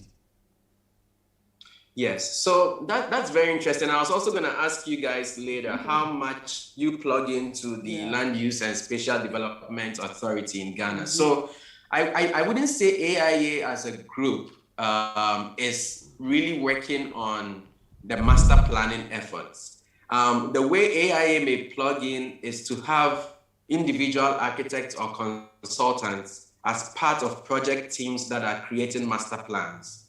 So the master plans, for instance, if a city or a community or municipality wants to do a master plan, they will fill out a request for proposals where several consultants and teams would come together and go after the project. So that is when a typical team, for instance, when I was out in Salt Lake City, the company that I used to work with was an architecture company and landscape architecture, but then we would also partner with other companies to go after such projects. So you will find a coalition of different professionals coming together to go after these master planning efforts. So it wasn't left to the planners alone to do this, neither was it architects alone going at it. So that is how it plugs in. I mean, AIA has a lot of things, kind of like we are doing on large-scale master planning. I mean, there's talk, there's conversations on resiliency, on sustainability, things like that. But when it comes to creating of master plans, especially from the policy level, I think it's more of a collaborative effort. And that is when urban design comes to play. So after the planning level of things are done, that is when it goes to the urban design level, where you involve more architects because it's more design heavy. So the architects take the chance of the master plan vision. For instance, if the master plan has identified a district or a neighborhood, that is when you go to the master plan level and probably another request for proposal is sent out. And then this time you may have a more heavily design focused team going after that project. So it kind of starts with a collaborative vision and then it narrows down eventually to the architect. But the sweet spot is where the urban designers really play a role. Thank you very much, Donald. Mrs. Asma. Yes. Now on the home turf. Yes. As an expert in settlement planning, urban design, and a member of the GIA, what role should the institute play? Yeah. And then you narrow it down to the individual architect. What difference can he or she make? All right. So as I take inference from what Donald said, they work in teams of different variety of professionals coming together. You see, now I think GIA has, or government has to start looking at how to do new developments or new projects. It's no longer good to do individual buildings for a whole area. It's better to first have a very workable master plan, which has been involved from the city authorities' point of view, but has been done by architects, engineers, and people of different disciplines. As I said, development plans are multidisciplinary, not only for planners, not only for engineers, not only for architects, because the architect is only concerned about the building, But the planner is also concerned about the 2D, two-dimensional. But a master plan has to go beyond two-dimensional. It has to be three-dimensional and beyond the building. I kept on saying it. What happens in between the buildings? What happens between the building and the street? What happens along the path of the street? All of these require design disciplines. And I also mentioned the issue of psychological impact on users or observers of cityscape. Now, it means that it's no longer an issue of one architect doing the whole plan, or one engineer, or one, these days the engineers also do what we do. The individual planner designing everything. No. We need to trade. There are certain disciplines that architects can fit best. And for the architectural background, we need to retrain. There should be a lot of diversification. We shouldn't be afraid of training architects. Some should branch into the psychology of architecture. Some might branch into landscaping. We need a lot of them, because if you look at city planning and town planning and the gap, you realize that a lot of it is the environment. And it's these landscape architects who will really fill that vacuum. Generally now, we don't have them as specialists, and so we need to train them. Some may even have to go into law, as I was saying, law of easements, to enforce development control and to make sure that the character and the order and certain disciplines of architecture are brought to play in the overall plan. And government should now give out large areas for master planning before implementing single and isolated buildings. So GIA has to connect with academia, for academia to improve or increase the curriculum to include all these specialized areas. So architecture becomes an initial degree, and then people go beyond that to train for all these aspects. And when it happens that way, we bring in multidisciplinary ideas into the pot so that what comes out as soup will become really tasty. Donald, would you have any take on her submission? Or we can yes, it's perfect. It makes sense. I think one thing I would like to ask both of you, since you're on the ground, is I know a lot of the planning has been done by the Land Use and Spatial Planning Authority. Has GIA or the architects been involved in these conversations, like when these master plans are being drawn? I know recently there was a master plan drawn for resiliency and all that. Were you at the table? The Land Use and Spatial Planning Act had been promulgated. During that one, it had been done by the planners.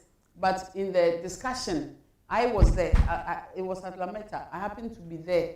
So I realized that even with that, they are making proposals not to stop planning at 2D, but they want the architects to come in at the tail end so that every spatial plan of land use ends up as a three-dimensional impression of the area. So I think it's within that act to bring on board architects to play in the spatial planning and land use practice now.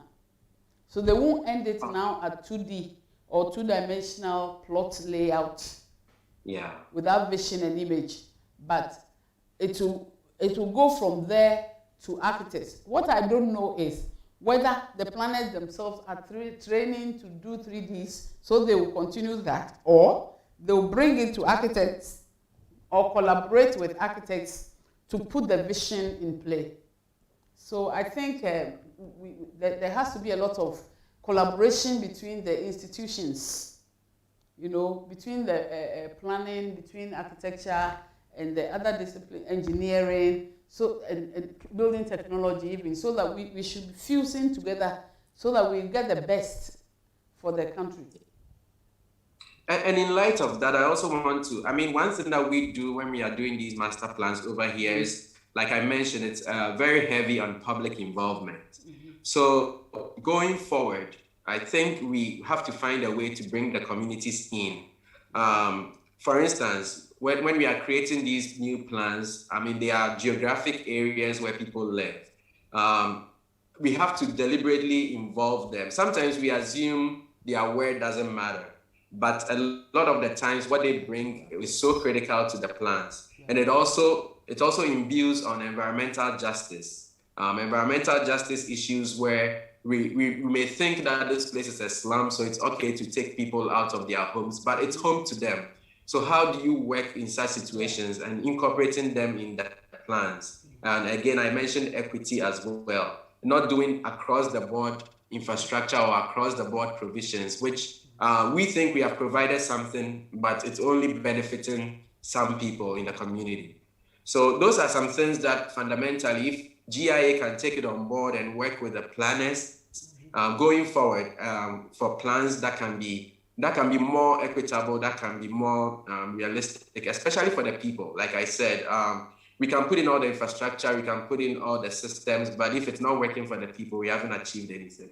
Yeah. Another thing is, going forward, I know there is a lot of things when it comes to resilience. I know probably we'll touch on that, I'm not sure, but resilience is the new buzzword. You know, every decade there's a new buzzword in the planning and architecture. It used to be sustainability, now resilience has bumped it out. But then it's important when you look at the meat of resilience, it talks about the shocks and the stresses. Ghana has a lot of stresses, and our stresses is kind of trash issues. It's also trash removal. It's also with our flooding.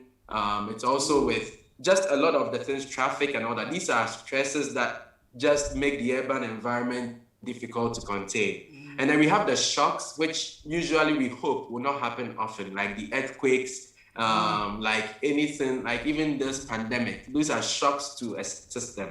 So as we go forward doing plans, we have to just look at what are our inherent shocks and our inherent stresses. And when you handle these very well, it doesn't matter what the plan is.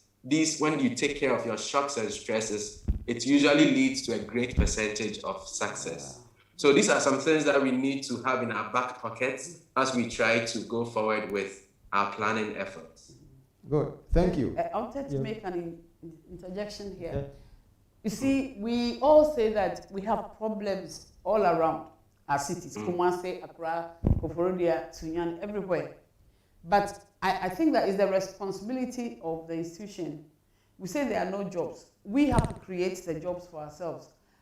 If there will be financial backing and political support, because I think we have the ability to transform these seemingly unpleasant spaces around us into useful spaces by introducing little ideas of making a city usable or useful. Sometimes when you go along a path, like a street like Atamil's High Street, for example, you see that there are lots of gaps in between the buildings and all that. What do you do with all those spaces? Could architects now begin to do streetscapes and begin to infill and begin to do small interjections which can attract finance? If the local authority will pay, like AMA, for example, AMA or KMA or whoever, will pay for those little. What we did in Rwanda, there were too many kiosks littered the city initially, like it's done in Ghana here now. So there was a decision by the city authority, no kiosk. So they cleared all the kiosks. Then the city authorities went around with the city planners to identify possible spaces that the kiosk can be placed to fit into the urban fabric. And then beyond that, they designed two types of very transparent kiosks, which also incorporated a bit of city sitting and relaxation. So depending upon your level of affordability, they had different sizes. They'll give you the kiosk, then they accept the space where those were empty gaps or spaces. So they filled those gaps with these very cute, nicely designed kiosks, which were paid for or bought by companies like MTN and all those people. So it fits very well in the urban fabric, and it's no longer a litter, but it is a visual addition, improving the aesthetics of the streetscape and still making functional uses. So I believe that maybe some of us, if we could get the support, could do such small additions to fill our cities, planting, floral, design, places for seating and things like that. So if a person did a streetscape and was willing to have it implemented, will it be financed? Will it be supported? So that everybody will get something to do. And at the end, realize we would have transformed, with the cultural, of course, background, would have transformed our cities and taken away the litter. Thank you. Donald, I'd like to know from you, when there's a change of government, does that affect implementation of such plans? If yes, then we know we have the same situation here. If no, then what makes the difference? Because over here, lots of mass housing can be just left to rot because maybe governments have changed. But I want to know whether it's the same at your end. If no. So first of all, I mean, the scale is different. So here we are talking about different levels of government. So we have city governments, we have county governments, we have state governments, and then national government. So the national doesn't come to play into this. So for instance, if a Republican or a Democrat is president, it doesn't change the city's plan. And also, like I said, the plans are adopted into law by city councils or maybe county governments or state governments. So they are law, which kind of is not really governed by who is the head of that government at that particular time. So those plans are still ongoing. The only thing is that some cities have, for instance, the city of Houston, it has a strong mayor government. What that means is that the mayor of the city has a lot of power or jurisdiction over what happens. He's the CEO of the city. And so, for instance, when I was working earlier on the city of Dallas, Dallas was a strong city manager government. So no matter the mayor who is in authority, he doesn't really have a say in the plans or what is going on the day-to-day activity. So for instance, when the new mayor of Houston was elected, he had some ideas for what he wanted to do with the city. He was very heavy on equity. So he created this thing that he called complete communities, which is kind of looking at communities that were typically underserved, that were not having all the infrastructure as the other side of town. And then he identified these communities, and then plans were created specifically for these communities. So in as much as it's not going to change things dramatically, the political will really directs what all should be done. If you get a mayor or a leader that is progressive, you notice that a lot more things come in to do with pedestrian spaces, biking, public spaces, equity, how people access. When you have people who are more right-leaning, they are more into getting maybe big cars through or more freeways through. So depending on the mindset of whoever is in authority, that can really shift the focus. But the fundamental plans that have been established are not just wiped away overnight. Good. Thank you. Mrs. Asma, if somebody just joined us and you were to talk about between vision and reality, key steps or key issues, what would you say for somebody who just joined us to get an encapsulation of the discussions we'll be having between vision and reality? What are the critical issues? First of all, the vision should be clear. It should be a clearly stated goal. And this goal should be, I say, should be put into policy. It should be put into policy and backing, and then promulgated into law. Yeah. And once it becomes law and legal, nobody should change it. Even if there's a change in the political agenda, once it's been signed in, continuity, it continues, it follows the queue. So the new one coming should follow the queue of the old in the system. And I believe also that city planning and design and implementation agencies should be administrative, not political. So even if there's a political change, they should continue, they should stay for continuity of the plan. You see? And beyond the policy law, which insists that every development agenda that has been made into law should be completed, then they have to be developed into programs, workable programs, and then master plans and designs and broad designs of areas, not just isolated designs, large-scale designs which will end up as master plans or structure plans or whatever it be. And then it has to be put into time frame, perspective plans.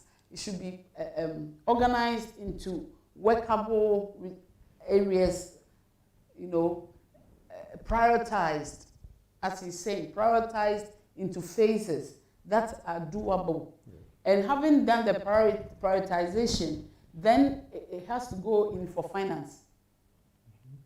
It should be small enough to be covered by the budget or the rolling plan of that period, so that it doesn't overstretch beyond the time frame of the implementers.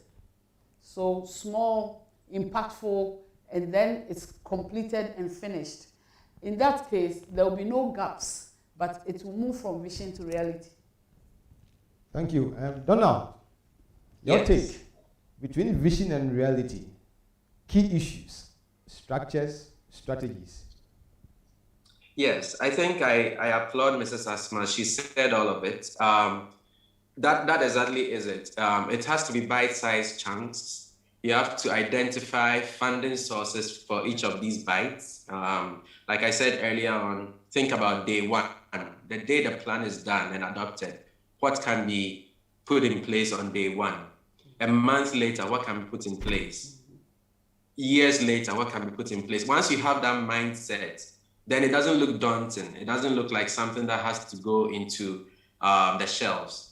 And then, like I discussed earlier, when you have these cut sheets where you take each project or each element of the plan as a cut sheet, as a workable sheet, identifying champions who would move it forward, identifying funding sources for that particular element of the plan.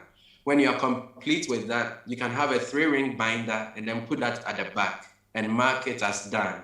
So when you are able to kind of take everything in bite-sized chunks, then you see progress. And then you can go back where you have a lot of robust community involvement. You can go back and show the community, hold up your pride and say, this is what we've done.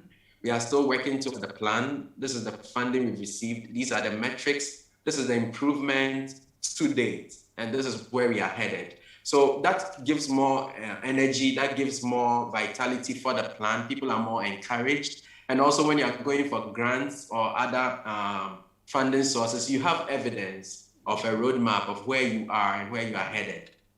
Now, one way to also bridge the gap is to do scenario planning, where for each plan, you create maybe 2 or 3 different scenarios for achieving it. One can be heavy on maybe infrastructure, one can be heavy on economic development, one can be heavy on something else, maybe placemaking or beautification. All being one plan, but having 3 different approaches or routes to achieving it. And what that helps with is that when there is a shock to the system, like I said earlier, then you can lean more towards one or the other. For instance, now there's something that is evolving called Zoom towns. So Zoom towns are these new communities that are evolving, where people who wanted to be more with nature and enjoy the outdoors now are able to settle in these communities and just telework by Zoom to their offices. And so communities that had probably planned development scenarios to allow for a population burst can now take that scenario and plan for it. If they weren't ready for that, that would be a big shock to the system. So creating scenarios that allow for push and pull, allow for shocks, allow for stresses, can help. And then I think somebody put something very interesting in the chat also, that maybe it's something that we can think about, all of us, about land ownership. Because we can have all these dreams and visions, but who owns the land? Is it government owned? Is it private ownership? How can we consolidate parcels to do things for city building and making it real? Because we can cast a vision over a huge land area, but when you go there, land guards whip you up. It's not going to happen. So we need to know the reality of land ownership. We need to know the reality of land acquisition, and then even infrastructure. How do we even get all these services and utilities to these areas that we want to master plan? So eventually, I am very optimistic. It looks like a huge gap, but I think it's just having the will first and having strategies to get there. I think we can close that gap quickly. Thank you. He answered my question that I've really yet asked. I was going to ask I'm sorry. whether is there hope? Yeah. Mr. Asma, is there hope for Ghana? Yes. And why? Yes, because Ghana, we have the resources, we have the human resource and the material resource. It's only the planning and the use that is limiting us.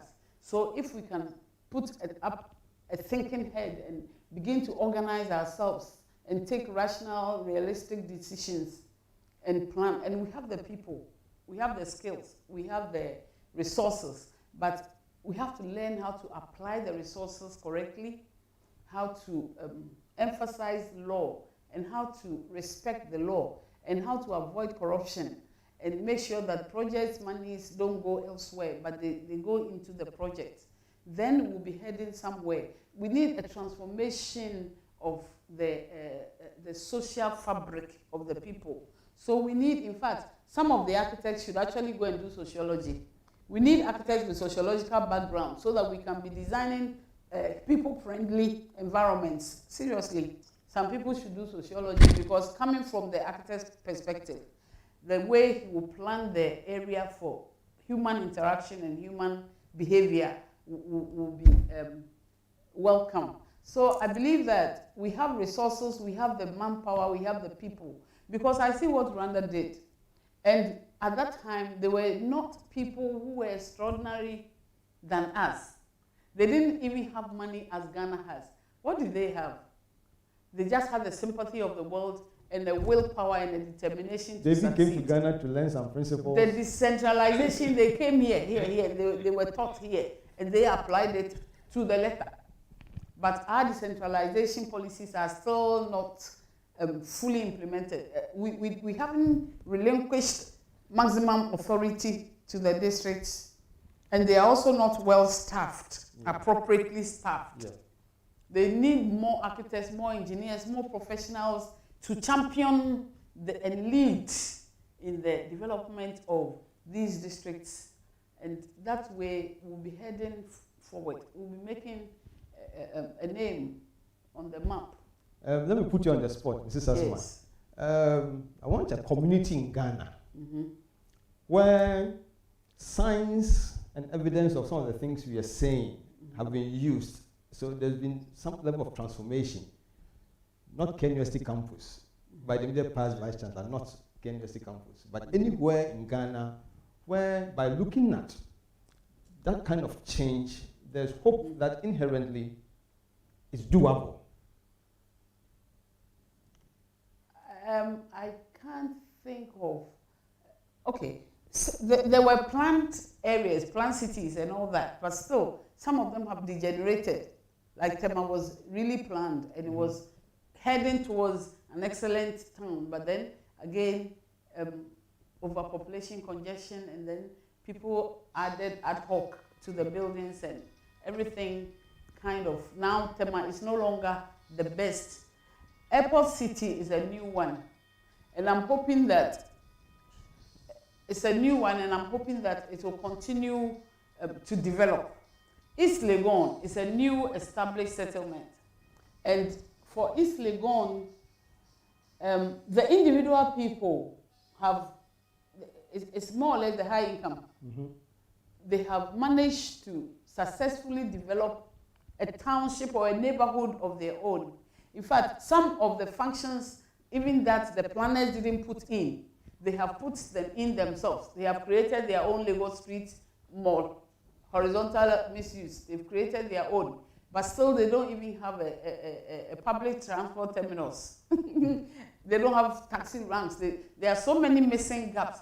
But in terms of infrastructure, in terms of the buildings, Yes, but they still also have non-pedestrianized environment, because we have empty streets, streets with no people. The streets are there. You go to Nima, you go to Choco or somewhere. The streets are filled. Jamestown, there are people, there's activity, many things. What went wrong? Why did we miss it here in a new development like this? And then the fence walls are another story. You see, the decision to put fence walls, barriers, visual barriers, also is debatable. It's something that one has to look at closely. So we have hidden the so-called the beauty of the district, the beauty of the neighborhood. We've hidden it behind walls.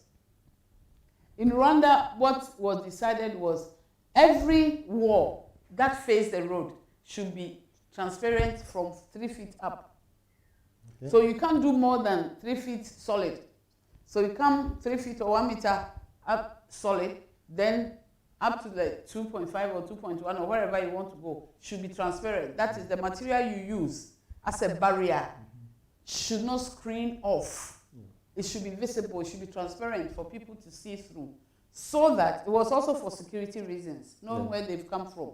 If something is happening behind the wall, the people, onlookers or passers-by will see through, transparency, see through and arrest and help, you know.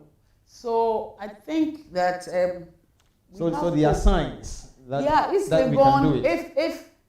If the authorities in question went in to develop it into a model neighborhood township, putting in all the necessary additions, relaxation areas, child play areas, and all that. I think it will help, because we are slowly changing the psyche of our children. They don't go out to play. They are on the machine, on the computer with toys and all that. It's not natural. I think we should encourage them to interact with nature, because I don't know what, I'm not a psychologist, I don't know what that can do to them in future. They should be more humane and interacting with neighbor. But if you go out there, there are no spaces, consciously created spaces for that to happen. Okay, thank you very much. Donald, if you were called upon to advise the government of Ghana from where you stand as an urban planner, what would you say? I would say that we shouldn't first of all try to do anything like Dubai or try to copy. Yes. That is, you see, at a point it gets, after you see it implemented and now people want to go back to the grassroots, the primary or the fundamental essence of what a city or community is, you realize that all the flashiness, all that we see, the magazine where the images don't work. So I would advise the government of Ghana, first of all, the image of a city in your mind shouldn't be what you see other cities have done already. Look at what works for your people. I know it may not be politically friendly, it may not bring in votes, but the best cities are not necessarily beautiful. I know this may not go down well, but yes, it may not be necessarily beautiful to ensure that it's successful. The city that is successful is the one that performs well. It's the one like maybe if I could use like Oxford Street, just that everyday urbanism. People are all over the place. People are. How do we harness that energy and create something of our own? And then just look at it in terms of systems. The beauty can be the icing on the cake, but at the fundamental level, what's the point for making it beautiful if it floods every year and we look forward to a flood every year? So we have to put in some fundamental things that would take care of, like I told you, Houston floods a lot, and we are currently in hurricane season. From June 1st to November 30th, we are all on alert because it's hurricane season, it can flood any time. But for that reason, every system has been put in place such that flooding would occur, but roadways, for instance, have been designed to hold water. So when it floods, the roadways are going to flood completely, but at least it will save most homes. So the roadways have been designed because of the amount of rainfall we get to help help with moving water after these rain events. So we can look at these systems. What is our drainage system? How can we comprehensively look at our drainage system first? It may not be flashy, it may not bring in votes, but then even with that, you can have piecemeal achievements. And as part of the drainage system, you can even incorporate green spaces like Mrs. Asma was saying, where it's a network of green nodes that are actually helping with drainage, but at the same time, introducing more green spaces to get the kids off the computers. When you have green spaces, people will use it. It's because we don't have it. So you can look at that. You can look at transportation systems. We put in freeways, we put in interchanges, but that's just to a percentage of the community. A lot of us are using the last mile and the first mile. How do people get from their homes to the trotro or the taxi? Those are the experiences, the public walkways, so they don't have to walk in the street. How do you create alleys within and behind buildings that people can just do these informal activities and get to the transit stop, and then they can take the public transit? So that's another layer. And then once you put all these layers that work well, think about funding. So again, to the government, we have to look at funding sources. We may be getting grants, we may carve out portions of our budget for it.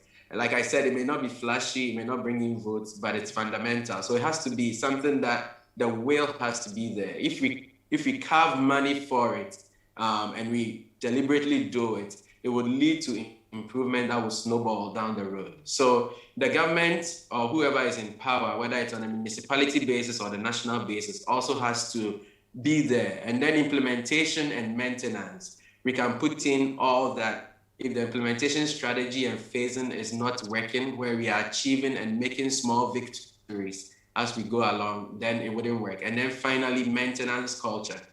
You can put in the first phase. If it's broken by the third phase, then again, we've failed. So let's rethink the idea of beauty, and rather let's think about performance and small scale achievements and uniquely Ghanaian. Not anything we see from elsewhere. Thank you very much, Donald. Sure. Your submission touched on a few comments that had come up on the land ownership, on how it's doable in Ghana, on how collaboration is not enough, but some practical strategies have to be put in place. Mrs. Asma, your final word. Yeah, I think Ghana should be better than it is now. Ghana has the potential to develop to be a very resilient town, or resilient. I like the way you move from sustainable to resilient, as Donald said. Yes, every decade another one comes. Yes. It has the potential if we solve all the problems of sewage, the perennial flooding. Yeah, perennial flooding, the sewage, the waste management. Yeah. Is a big issue in Ghana. But we have scientific knowledge and science-trained people who can transform these waste into energy or transform them into useful products and get them off our streets. But above all, it is we need social education in the country. Mm-hmm. The people themselves have a mentality that has to change. Yeah. We need a lot of social education, maybe through the mass media and so on, to get people conscious of their environment. And one thing also is that when people are hungry, they don't care about environment. Yeah. When he's hungry, he doesn't care when he's throwing the bottle in the way. So if I'm hoping and praying that with time, the poverty levels will reduce, and because people who are poor don't play leisure, they don't have time for those. So I'm praying and hoping that the income levels will improve. At least poverty levels will reduce. Most people will be able to afford. I think we lost the audio on Mrs. Asma's mic. Yeah, it might have pulled out when you stretched. Okay, Donald. Yes. Your final word.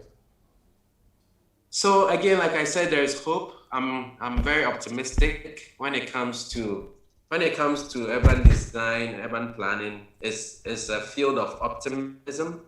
And like I said before, it takes the word city itself is a verb, not to be philosophical or academic, but it's very hands-on. It's everybody coming in to play a part. Ghana is there, Mrs. Asma just mentioned, we are a resilient group of people. I mean, every year we get the floods, we move on, but that is not how it should be. How can we contain some of these things? So I think, first of all, as we are doing this forum as GIA, there should be more collaboration between GIA and the folks who are doing planning or who have been challenged to do planning in Ghana. There should be more collaboration. And then let's take things slowly, especially because, not slowly, but with phases. That's proper.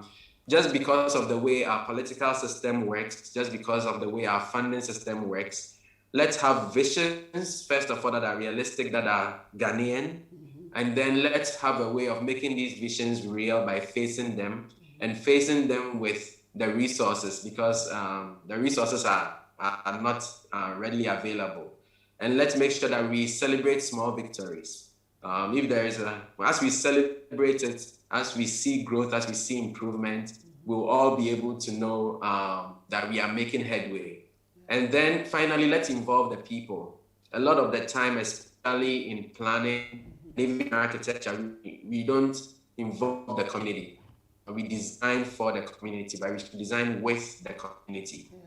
So I think that will be important. It will be a change of mindset. But when we have any of these master plans, unless there's nobody living there, but if there are people there, let's get their buy-in. It looks like it doesn't matter, but it would really make a great change in the product. Yeah. And I think GIA should be engaging in with the district, with the city authorities more. They should engage more with the city authorities and the district assemblies so that they can accept and receive what the architect body has to offer, and get more architects employed in the district level to impact the development that is going on. In that way, it will be good, because it's also, if we are developing everywhere holistically in all aspects, like from the local level to the highest, then we are sure of getting a developed country. Yeah, and you know, there's also something about hygiene, environmental hygiene and beauty. There's a difference. If even it's a rural community and it's very clean and hygienic, then it's more pleasant to live there than having a very beautiful city which is dirty and filthy. Thank you very much, Mrs. Asma and Donald Boku. It's been an insightful evening, very refreshing, and I'm happy we ended on the note that it's doable in Ghana. Thank you so much for raising the curtain for GIA's AGM 2021 under the theme, My City, Between Vision and Reality. And I hope that GIA will no longer sit, as you concluded. They will rather go down to the districts until we get to the grassroots. God bless you for making time for us. Thank you all for joining us. Have a good evening. Thank you. Thank you. Thank you so much. It's been Architect Kofi Owusu, who's been moderating for the GIA, immediate past president. Good evening. Good evening. For over 20 years, Chemo has gone the extra mile to beautify homes across Ghana. We offer a wide variety of world-class bathrooms, tiles, kitchens, and interior finishing, giving customers the peace of mind they need to relax and create their dream spaces. We assure you of unbeatable offers, expert advice, and premium customer care. Locate our showroom on the Spintex Road, close to Manette Junction, or call 0900 200 000. Follow us on social media at Chemo Home. Chemo, relax, dream, create.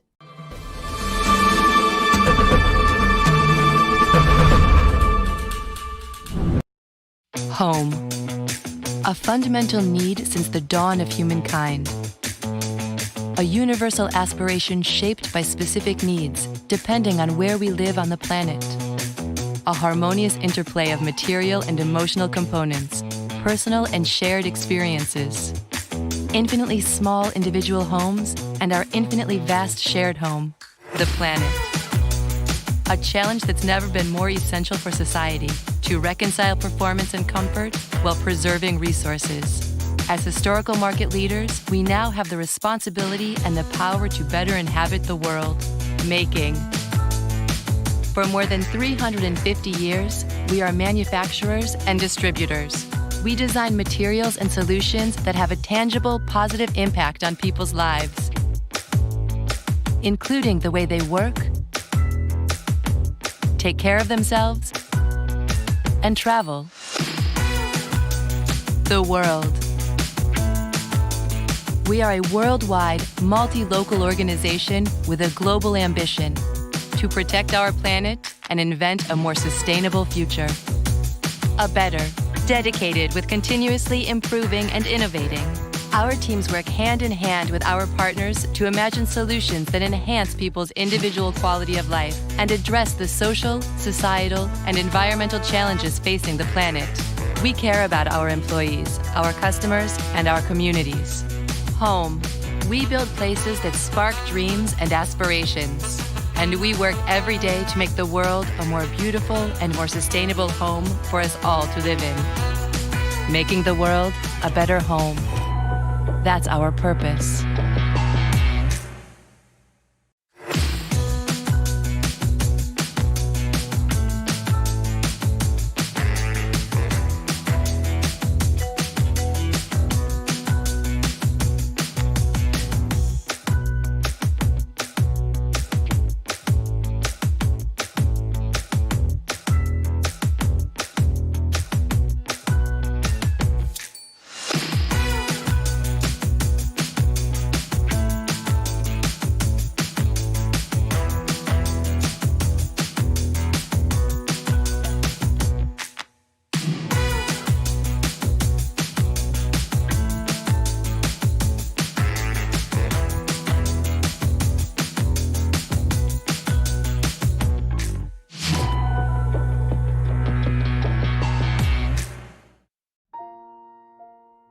Weber, we care.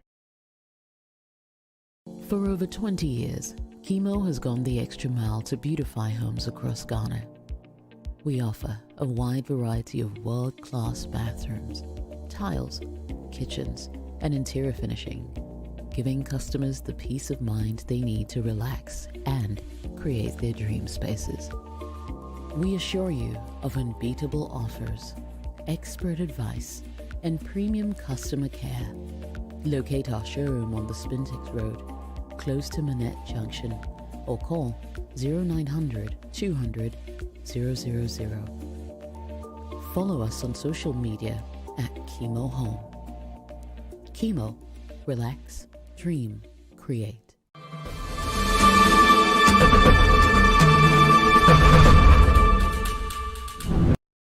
Home. A fundamental need since the dawn of humankind. A universal aspiration shaped by specific needs, depending on where we live on the planet. A harmonious interplay of material and emotional components, personal and shared experiences. Infinitely small individual homes and our infinitely vast shared home, the planet. A challenge that's never been more essential for society to reconcile performance and comfort while preserving resources.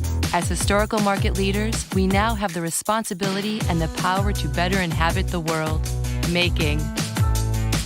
For more than 350 years, we are manufacturers and distributors. We design materials and solutions that have a tangible, positive impact on people's lives, including the way they work, take care of themselves, and travel the world. We are a worldwide, multi-local organization with a global ambition to protect our planet and invent a more sustainable future. A better, dedicated with continuously improving and innovating. Our teams work hand in hand with our partners to imagine solutions that enhance people's individual quality of life and address the social, societal, and environmental challenges facing the planet. We care about our employees, our customers, and our communities. Home. We build places that spark dreams and aspirations. And we work every day to make the world a more beautiful and more sustainable home for us all to live in. Making the world a better home. That's our purpose.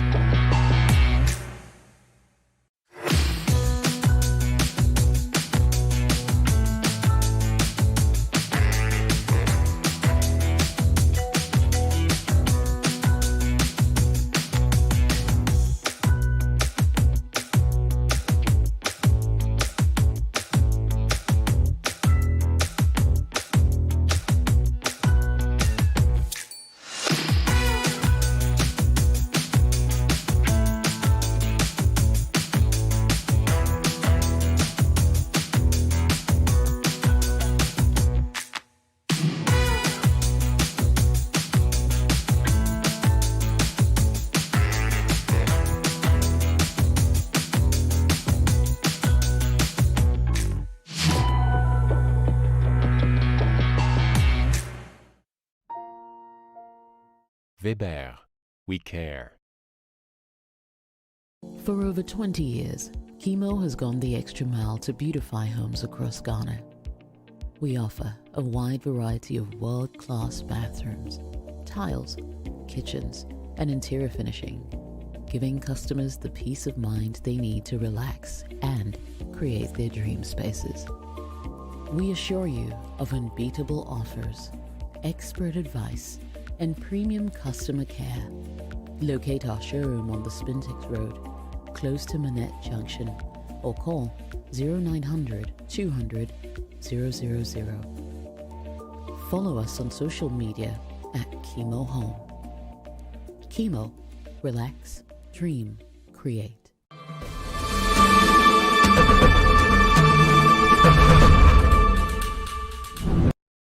Home. A fundamental need since the dawn of humankind. A universal aspiration shaped by specific needs, depending on where we live on the planet. A harmonious interplay of material and emotional components, personal and shared experiences. Infinitely small individual homes and our infinitely vast shared home, the planet. A challenge that's never been more essential for society to reconcile performance and comfort while preserving resources. As historical market leaders, we now have the responsibility and the power to better inhabit the world, making. For more than 350 years, we are manufacturers and distributors. We design materials and solutions that have a tangible, positive impact on people's lives, including the way they work, take care of themselves, and travel the world. We are a worldwide, multi-local organization with a global ambition to protect our planet and invent a more sustainable future. A better, dedicated with continuously improving and innovating.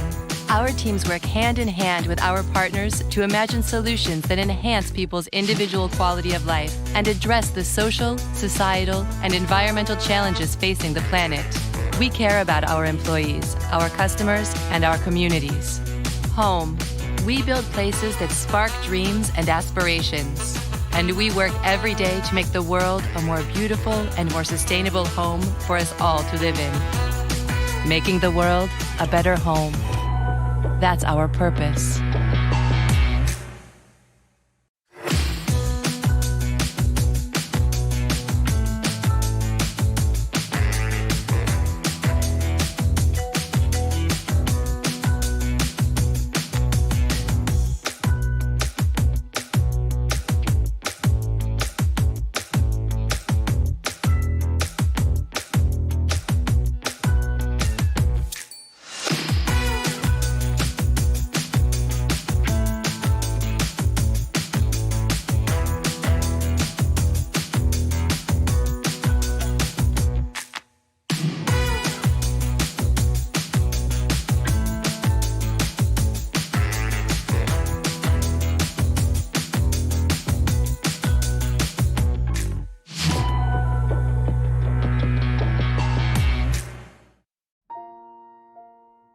Weber, we care. For over 20 years, Chemo has gone the extra mile to beautify homes across Ghana. We offer a wide variety of world-class bathrooms, tiles, kitchens, and interior finishing, giving customers the peace of mind they need to relax and create their dream spaces.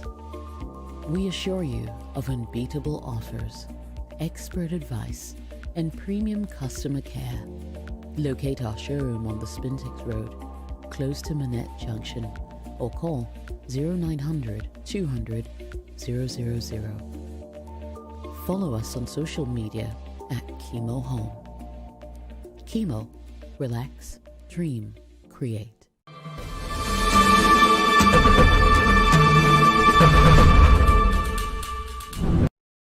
Home. A fundamental need since the dawn of humankind.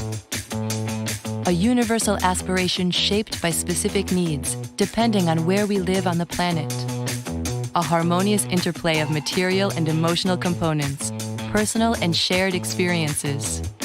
Infinitely small individual homes and our infinitely vast shared home, the planet. A challenge that's never been more essential for society to reconcile performance and comfort while preserving resources. As historical market leaders, we now have the responsibility and the power to better inhabit the world, making. For more than 350 years, we are manufacturers and distributors. We design materials and solutions that have a tangible, positive impact on people's lives, including the way they work, take care of themselves, and travel the world. We are a worldwide, multi-local organization with a global ambition to protect our planet and invent a more sustainable future. A better, dedicated with continuously improving and innovating. Our teams work hand in hand with our partners to imagine solutions that enhance people's individual quality of life and address the social, societal, and environmental challenges facing the planet. We care about our employees, our customers, and our communities. Home. We build places that spark dreams and aspirations. And we work every day to make the world a more beautiful and more sustainable home for us all to live in. Making the world a better home. That's our purpose.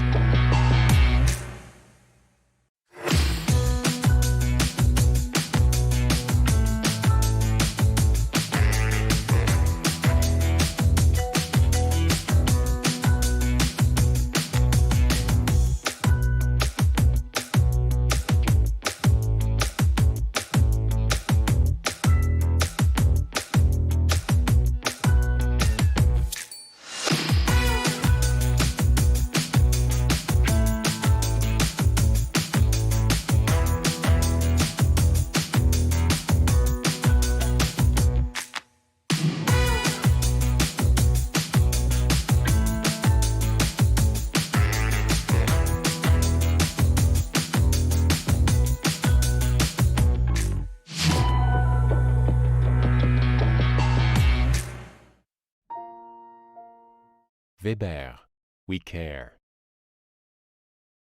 For over 20 years, Chemo has gone the extra mile to beautify homes across Ghana. We offer a wide variety of world-class bathrooms, tiles, kitchens, and interior finishing, giving customers the peace of mind they need to relax and create their dream spaces. We assure you of unbeatable offers, expert advice, and premium customer care. Locate our showroom on the Spintex Road, close to Manette Junction, or call 0900 200 000. Follow us on social media at Chemo Home. Chemo, relax, dream, create.